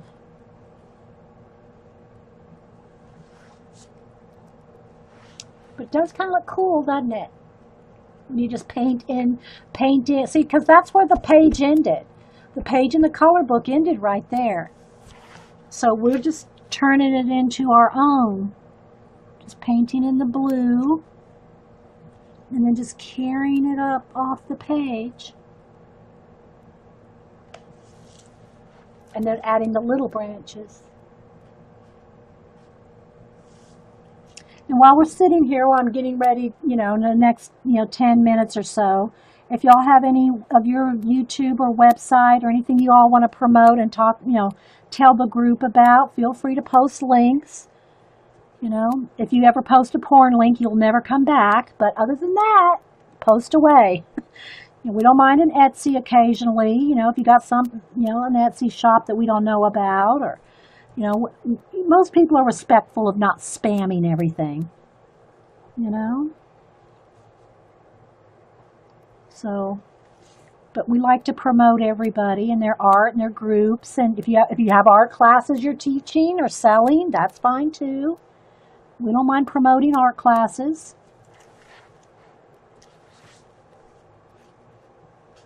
Put some spring leaf on her antlers.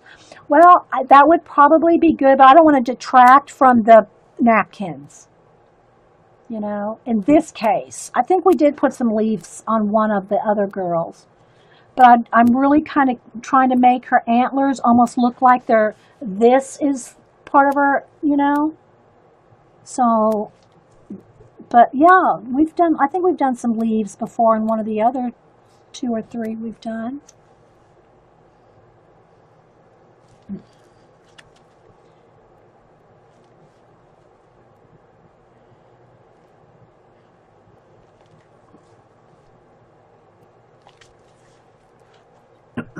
So I'm just carrying them all off the page here, following the direction and maybe adding a few more little ones.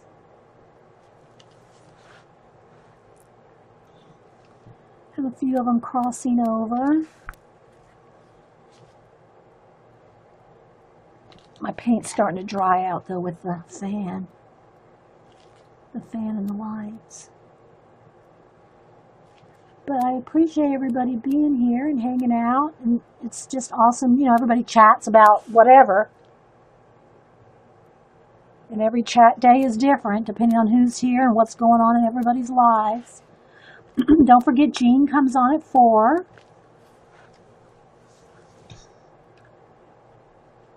4 Eastern, if I didn't say that.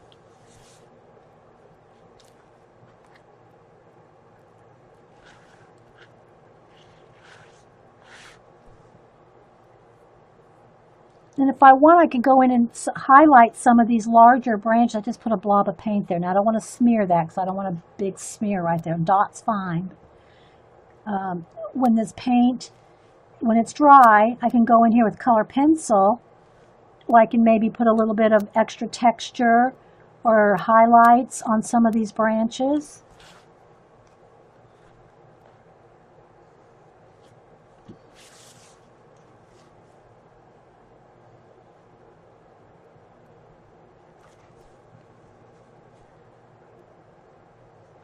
But, you know, using the napkin kind of as your base for, you know, where to take your branches. I'm just kind of looking at the flowers and looking at where they could be going and just turning them into more branches.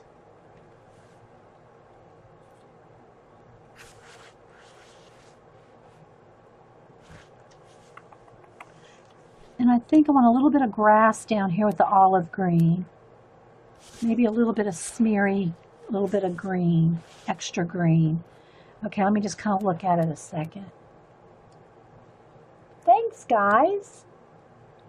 I'm fun to hang out with. Well, thanks, Silver. I appreciate that. According to your daughter, you're fun to hang out with.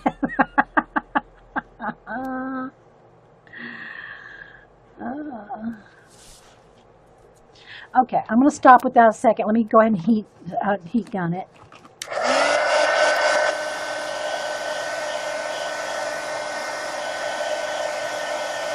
Maybe I don't know, maybe I want a little bit of a light color yellow in the sky, give it a little bit of sun, a little bit of brightness or something, maybe, I don't know. And I don't think it really needs it because the white looks really nice, pretty contrast. But I want to make sure this blue is dry before I add anything else. Oh, thanks, Bryn. Come on, Char. Oh, 1:30 in the morning there. Well, thanks for being here.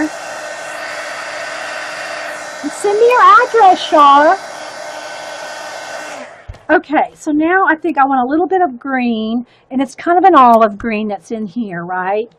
So I just want to, just in this grass right here, I just want to put a tiny bit of, just the smallest touch of grass. That brush too big with a smaller brush. Just a small, tiny bit of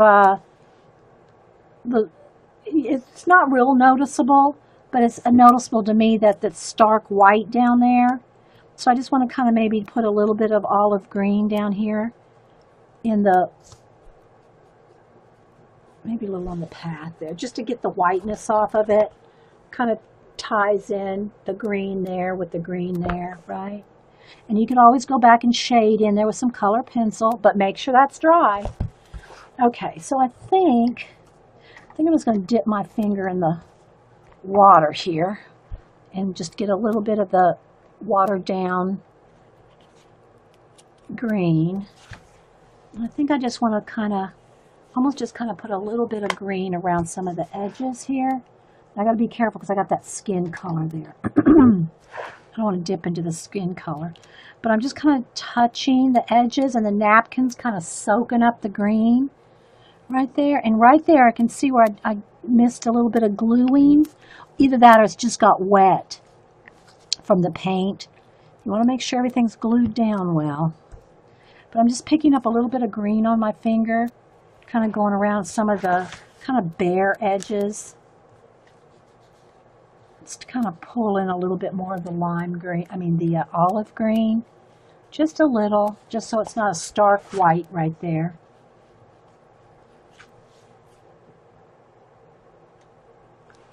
What? Yeah, what about your daughter? Yeah. Uh, okay. And I think around her hair, because I cut around her hair. So I'm going to go and put some of that olive green, kind of almost looks like in behind her hair. There's a little bit of green behind her hair. Maybe a little bit here on the branches too. I'm just barely touching. I'm just almost tinting the white paper. Just kind of tinting it a little bit in certain areas. Let me get a little bit more. And I could pull a little bit of, no, I don't want to mess up my blue branches. So I'm just tinting just a little bit of where the stark white is. I kind of like it there because I almost put a bird in there. But I'm just going to kind of, just with my fingers barely wet. See, it just kind of blends out a little bit so it's not a line. See the white line? I don't know if you can see it, but I can. And I don't want that white line right there, so I'm just going to touch it with the green. Watered down green. Watered down green.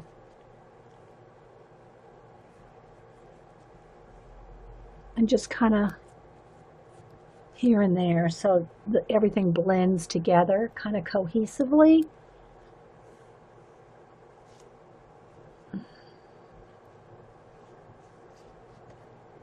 And I really, tell you the truth, I should have some paper towel between there because it'd be very easy to glue these pages together accidentally without wax paper between it.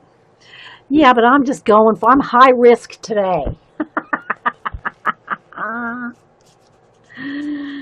Okay, let's just get a little bit more green in a couple areas. Just kind of tweaking the edges just a little bit with a little bit of watered down green on my finger. Just a little bit of a wash, right? I don't even know if you can tell the difference, but I can. I kind of like it a little bright around her. I kind of like that brightness kind of around her head, kind of like a little bit of a light there. Gotta be careful though, I don't want to get it too. Finger painting, yes, the finger painting technique. I do a lot of painting and collage mixed media with my fingers. All right, and that, see that, look, see I got this napkin too wet right there with my wet finger, so I'm going to have to put a little bit more glue there. You got to, you really want to make sure everything's nice and dry before you start, layering up. But, okay, so now I smeared that. I tore that, so let me cover that up with some green paint. Have to let it dry. Got to be careful. It's just a napkin, people. It's just a napkin back there. Oh, okay, maybe I'll just put a little bit. I'll just put a little sunshine here. Let's see. Just a dab of yellow. Let's see where I want. I think I want the sunshine kind of up in here, though. Maybe here? Maybe? Let's try.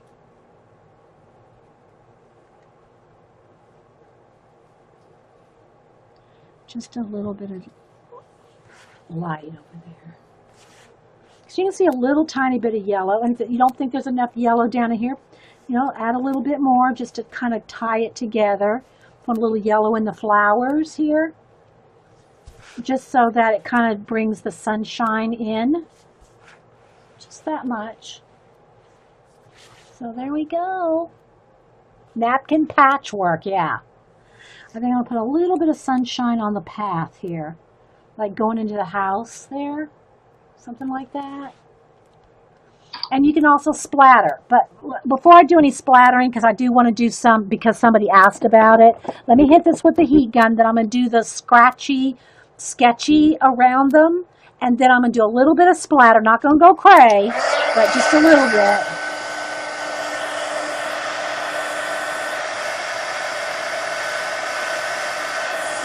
So make sure all the places that I watered down the green and add a little bit of yellow.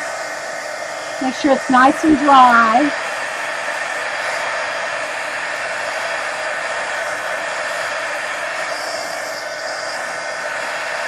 And then also, let me get my Posca paint pen. Let me move this out of the way.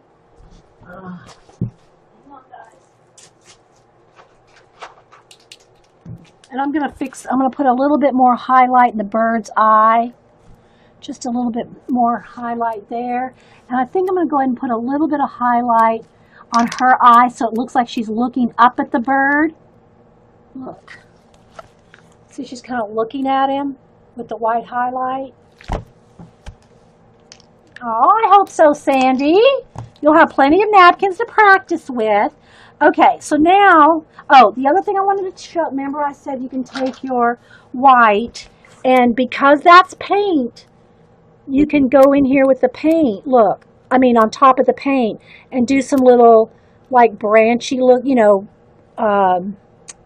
textury look. And I don't know if it's showing up. It's very subtle. I'm just barely touching. I'm just putting a little bit of extra oomph on the branches with the white here and there. Because it's paint, it allows me with the color pencil to go over on these branches, right? Just kind of here and there. Just adding a little bit more. Come over here. Got to make sure it's dry though, you'll just dig in. You'll just tear into the napkins if you're not careful. So make sure all your layers are dry. Can you see how it's kind of giving it a little bit more? Okay, now what I'm going to do is take a pencil. Okay, and let me say this again. If you go over it with a pencil, let me get my kind of black here. Let me sharpen this. You want to, be aware of what kind of pencil. All right, so for instance, if you're going to go in here with your Stabilo, however you want to say it, water-soluble black, and do a shadow and wet it, remember that can re-wet. Your black, Prismacolor, you don't have to worry about that. But what I'm going to do is just kind of do a little sketchy, like lines, real kind of random, kind of sketchy bits around just to kind of give it a sketchy look. Can you kind of see? Just no rhyme or reason, just kind of rolling the pencil. Rolling it and, making it kind of sketchy looking. And if they don't like this look, don't do it. But some people like that sketchy look around it. Okay, so you can just kind of. But this is not water soluble, so I'm not going to wet this and move it. Okay, same thing for around the bird. I'm trying not to do it in the air because I can't do it as well in the air. But just kind of, sketchy lines. Give it a kind of a, I don't know, just a little bit more of a hand sketchy look. Kind of go around a few of the branches. Again, everybody doesn't like this look, so if you don't like this look, don't do it. Because there's really no erasing. There's no erasing this black Prismacolor on top of napkins. You try to erase something on napkins, you're going to tear right into it, okay? So, if you don't think you're going to like it, practice it on another piece of paper first. Okay? I did it on one, I didn't do it on another, so you can just, it just depends on what you like, right? See the little sketchy stuff? Yeah, rolling your pencil. Let me get the scrap paper. See, rolling your pencil can kind of really just make you not as perfect. See, you get thick, light, and dark, and thick and thin. But you have to be willing to live with the results. You have to be willing to live with what happens. It's not something you can. You get more precise with how much you do it, but I'm getting a little bit around the bird here. That's good enough. I like it. Oh, let's do a little around the house. Maybe do a little roll of chimney smoke.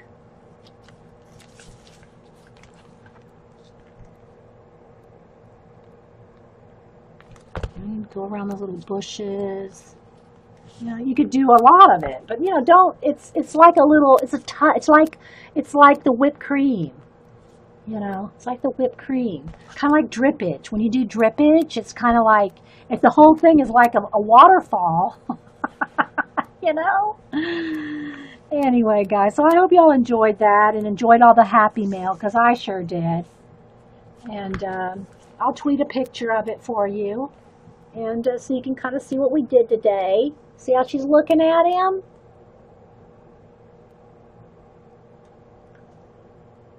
Good light. Yeah, I guess you could do lightning like that too. Most of the time when you do lightning, you want it to go a certain direction, so you got to roll it, you know, roll your pencil, go in the direction you want the lightning to go. Oh, good, guys. I hope you liked it. It was fun. And again, this is just our little day book, faux ledger. And, you know, we just, this was already here. This was already here. Okay. And then we put these eggs on this page. Okay. Then this one is just a whole page of these pretty carnations. Again, we could put one of those girls here and do a whole nother page just like we just did. Or another element. It doesn't have to be one of the girls. It can be any color book element. And it doesn't even have to be a color book element. It just makes it more personal when it's a color book something that you colored, right? And put it on top of your napkins. So there we go. So it's essentially the same thing as those other pages that we did in the big Moleskine, just in a littler book form. Okay? And then you just go on to the next one. But I do recommend when you're gluing the napkins, now I should go to the back, right? I need to go to the back and start doing a couple pages from the back because you're wetting that spine, and that spine is going to start rolling. It's going to start curling. So you want to do some in the front, some in the back, some in the front, maybe even a couple in the middle, so that the spine doesn't roll completely out of sync. All right, guys. Well, we will let you go. I'll see you all at Jean's Music Scrap. She's working on a book for her niece who just graduated from Canadian. Help me get this right, Jean, if she's still here. Canadian? Is it military? I don't know the exact thing. So I'm going to wait for, if Jean is still here, let me check. Her niece just graduated, and she's making a book for her. And of course, yeah, she's still here, but she might be napping. Are you still here, Jean? Where's your niece graduated from in Canada? And Jean's making her a photo album. I think that's what she's still working on. She might be working on something else now. She might have moved on to something else. But, oh, thanks, guys. I'm glad y'all liked the page. Try it with your napkins. Try it with some color. But take more time to make sure everything's dry in between, right? You know, like I can feel like there's a couple little edges I'm going to need to re-glue because I didn't let it dry completely. You want to let everything dry. So it's just better. You know, really. The Royal Military College, yeah. Thanks, Jean. So Jean's all proud of her niece. And she should be. She should be. All right, guys. Thanks so much for being here. We'll talk to you later. Bye. Okay. Welcome back, everybody, to Coffee and Art and a Clean Studio in the morning. I'm Dee Dee. Thanks for being here, everybody. We already did a segment on Happy Mail and a new color book. And now, with all the awesome napkins that CB and CB Carol and Blondie, Blonde Woman Stamping, between the two of them in this last Happy Mail and some tissue paper, here's the napkins we had to choose from. I mean, I got other napkins too, but they're whittling down. I do send them out all the time. But now we have all this awesomeness to play with. So I was talking on the last segment about doing another napkin journal,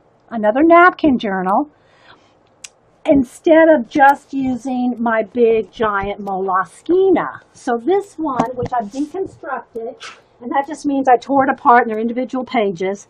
The size, let me get my clear ruler on the right side. This one is 12 by 15. And I've taken it all apart. And so you can see the pages are all loose in there.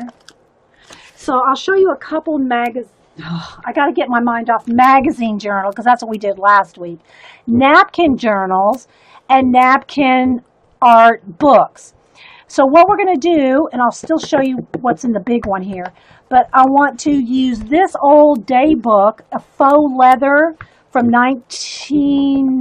what year did I say it was? 2009. My sister sent me this for my birthday in 2009, and I didn't use it for a planner date book. But now we're going to use it to make it into a napkin journal. So, yeah, there's a few pages in there that are decorative, but they're pretty much all blank. And, these are literally dated specifically for that year. So there was January, Monday the 26th. It's not like a generic, you can put any day in there. It's specifically to 2009. So, I'm not going to use it, obviously. But what we're going to do is we're going to use it, turn it into a napkin journal. Some of the other napkin journals that we've used are these big pages. And let me just pull out a couple of the ones we've used. Here's one. So this was a page out of the big Moleskine that I just showed you. The lighting got a little dark. When the sun goes over the house, maybe that's a little better.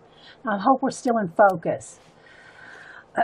So anyway, this is a napkin right here, right? A napkin, then we do paint, a little bit of collage, paint, drippage. And so this is using a napkin as the base for a piece of art. All right, and we're also been doing color book pages. We've done a couple of those. Here's one where we've used a color book page from Crane. Hang on, I got to get her books. I can't remember her first name. Juliet Crane. We've used some of the pages out of the Juliet Crane Big Monster book. And, and you can use napkins, a little bit of napkinage in there and here. And so you can use napkins and color book pages or collage images, either one or both, okay? So it's a mixed media process. The little owls are out of the color book, she's out of the color book, but we use napkins as the background. The big flowers are all napkins, and then paint, right? The thing is about doing something it's big, all right? So, you don't get a lot of, this is like a big one project at a time. Well, I want to try to do something in a smaller book like this where we can maybe get more pages, at least started. This is going to be a brand new napkin journal. So we might not get a lot of finished work done, but we're going to start it as a napkin journal. And then we're also going to do a napkin giveaway. Okay, all right, so let's see what else is in here. So you can see here's a couple of pages where it's just the napkin glued on, okay? This is how they start.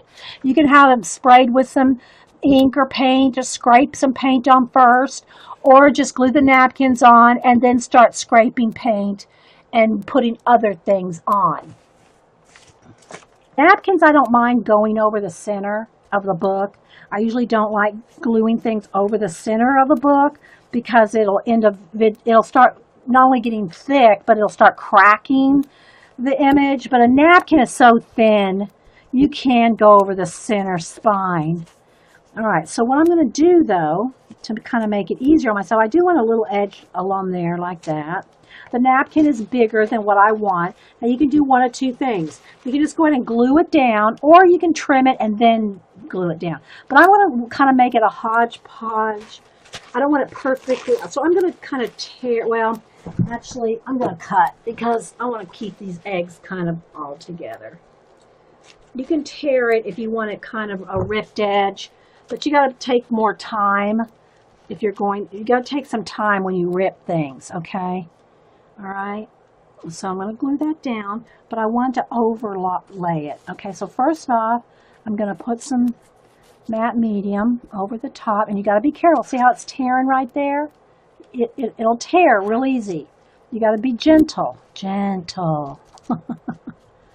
Okay, but I want it to be, I don't want it to be like the perfect square of the napkin. I'm going to overlay I'm going to put another layer kind of half over this egg, okay?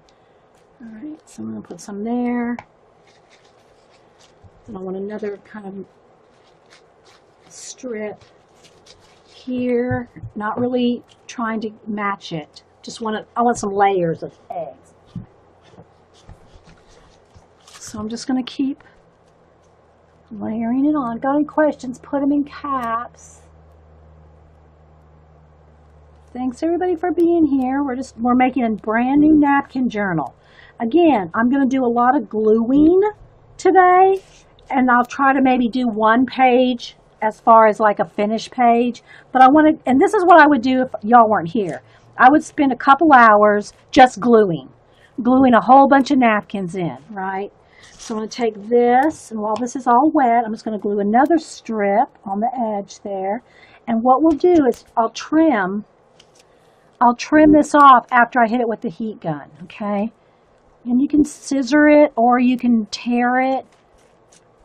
Either way, see, that'll just tear right off. Either way. All right, but I do want, and you can't take a, what do you call it, a card. You know how I scrape down my collage? You can't do that with napkins. You can't take a card and scrape it down because it'll just rip it all up. It'll rip it. Rip it good. Bye, AJ. Thanks for stopping in. Anybody else I might have missed? All right, so this is what we're going to do for a while. Just make sure it's all glued down. And it will have texture. It's not going to be, when you do napkin journaling, it's not going to be flat. No matter what you do, you're going to feel the texture, right, of the napkin. It's just the nature of napkin arting. Okay, oh, got a little bit right there. I want to just kind of make sure I've got everything mashed down. Okay, now I'm going to hit it with the heat gun.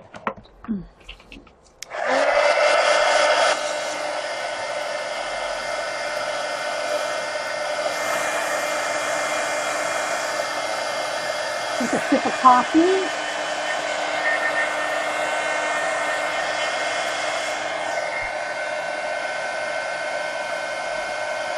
Would they bump the price up, Carrie? I missed that. Texture is good, yes. But then what you can do on this page, I'll give you an example here. As soon as I finish drying, it does take a little bit to dry because it's almost like cloth, right? It's almost like fabric. Oh, deli paper, yeah. It's almost like fabric, so it takes a little bit more to dry.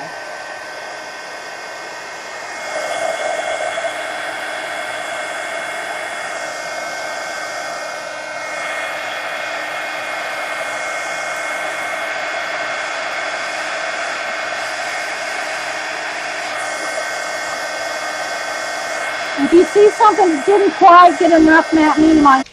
Okay, some of my scrolly stuff here. Hang on, guys, let me scroll. Okay, so yeah.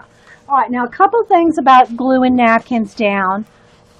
This is not going to matter so much. I mean, you can probably see a little bit of the lines. You can see some of the numbers. You can see through it some, which I don't care. This is a cream color, kind of a creamy color paper, as opposed to, let me get a sheet of white paper. I want you to notice when you do napkin journaling, it's best to put your napkins first on before you put a lot of paint down, because it will change the color of your napkin. It'll change the vibrancy of the napkin. Now, this is not going to matter as much, but I'll still show you the difference. Let's put the black right here. All right, so if I had a black piece of paper, I was going to glue the napkin down, or if I had paint on it, dark or light, and I put my napkin down on it, just look at the color of the napkin there. Can you see how it kind of grays out the napkin? Compare that to now just even the cream color. Look at the difference in the color here and here.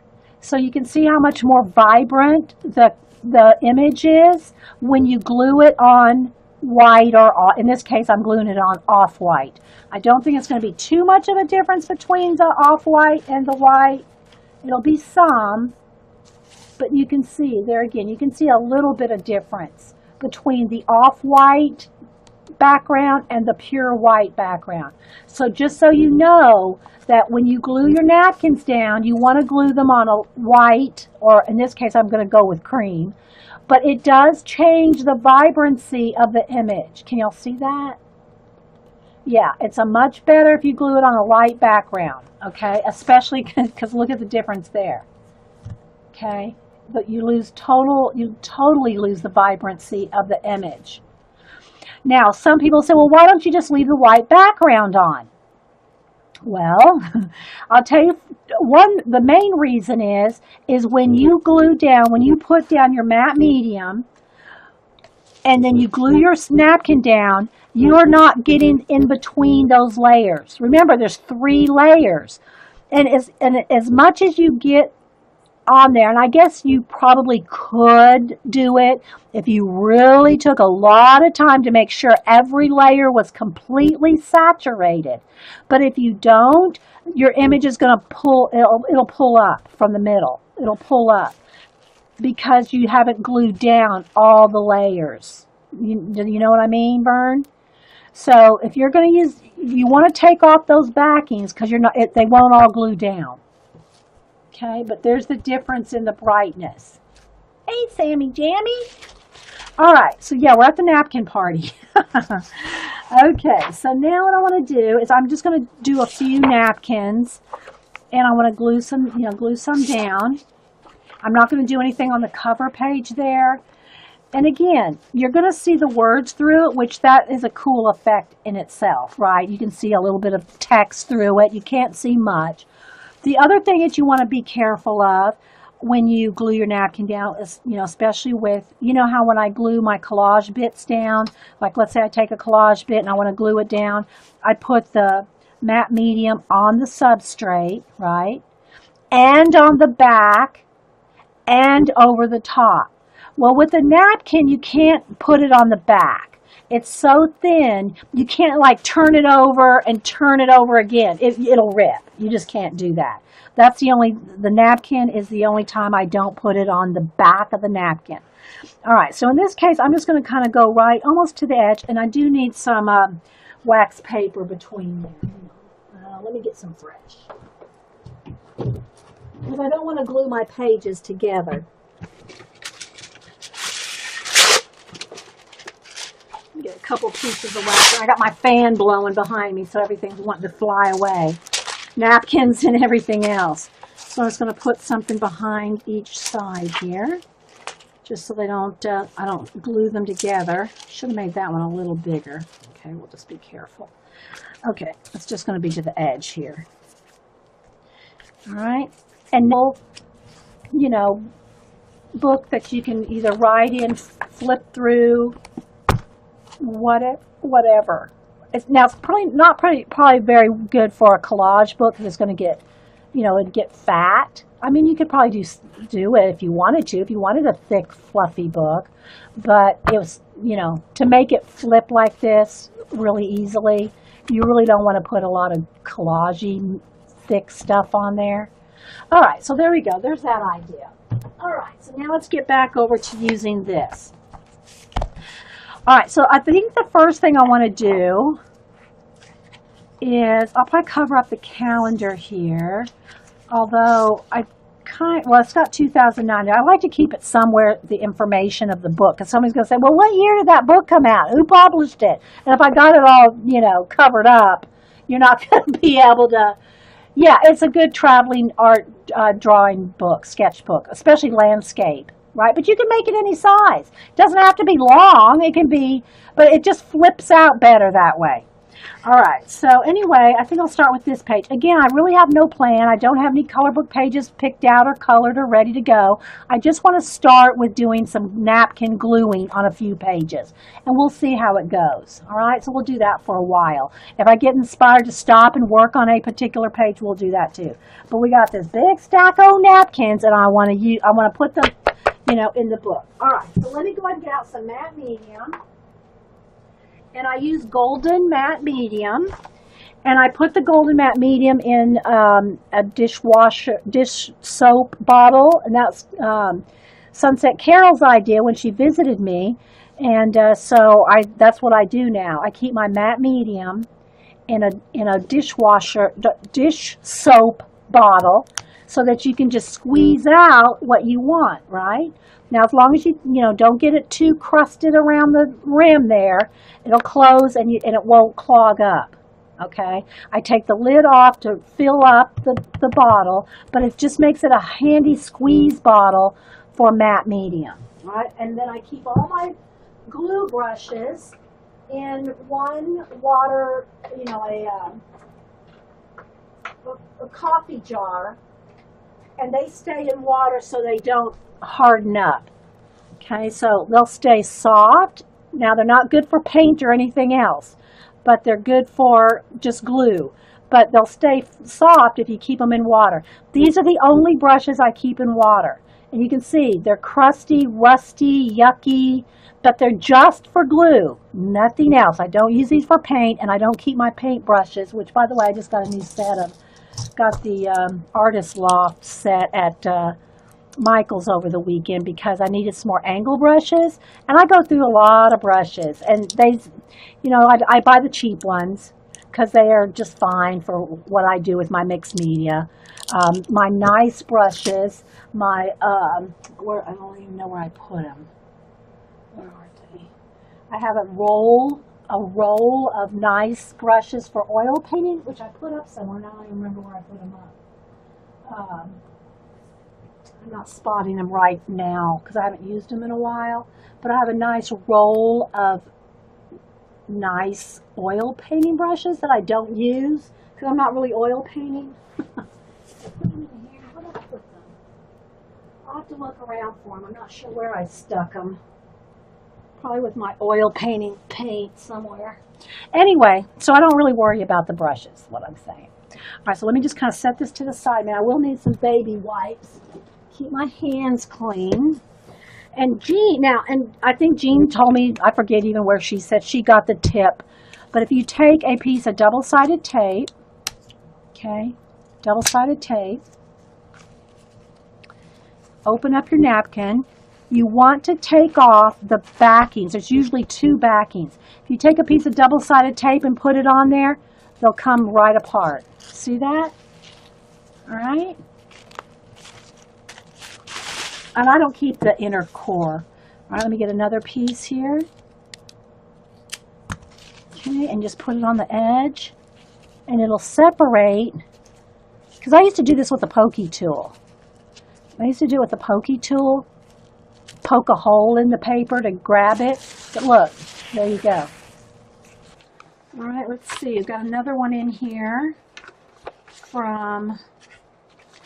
here's another one that we did with the Juliet Crane Monster, Big Monster Girl book.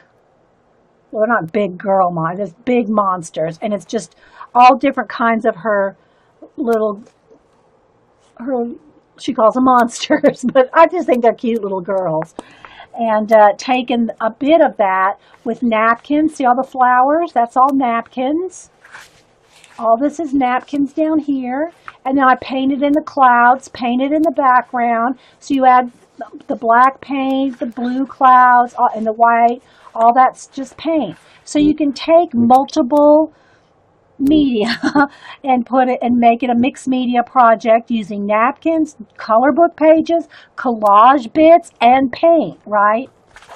Okay, one other one that we've done with the color book page, and this one was out of the Somerset Studio color book, where we took this girl out of Somerset Studio. All this is napkin, some stamped dots there. All this is napkin.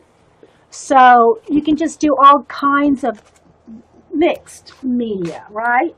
So again, I've got all kinds of big pages, partially painted and partially napkins on them in this big journal.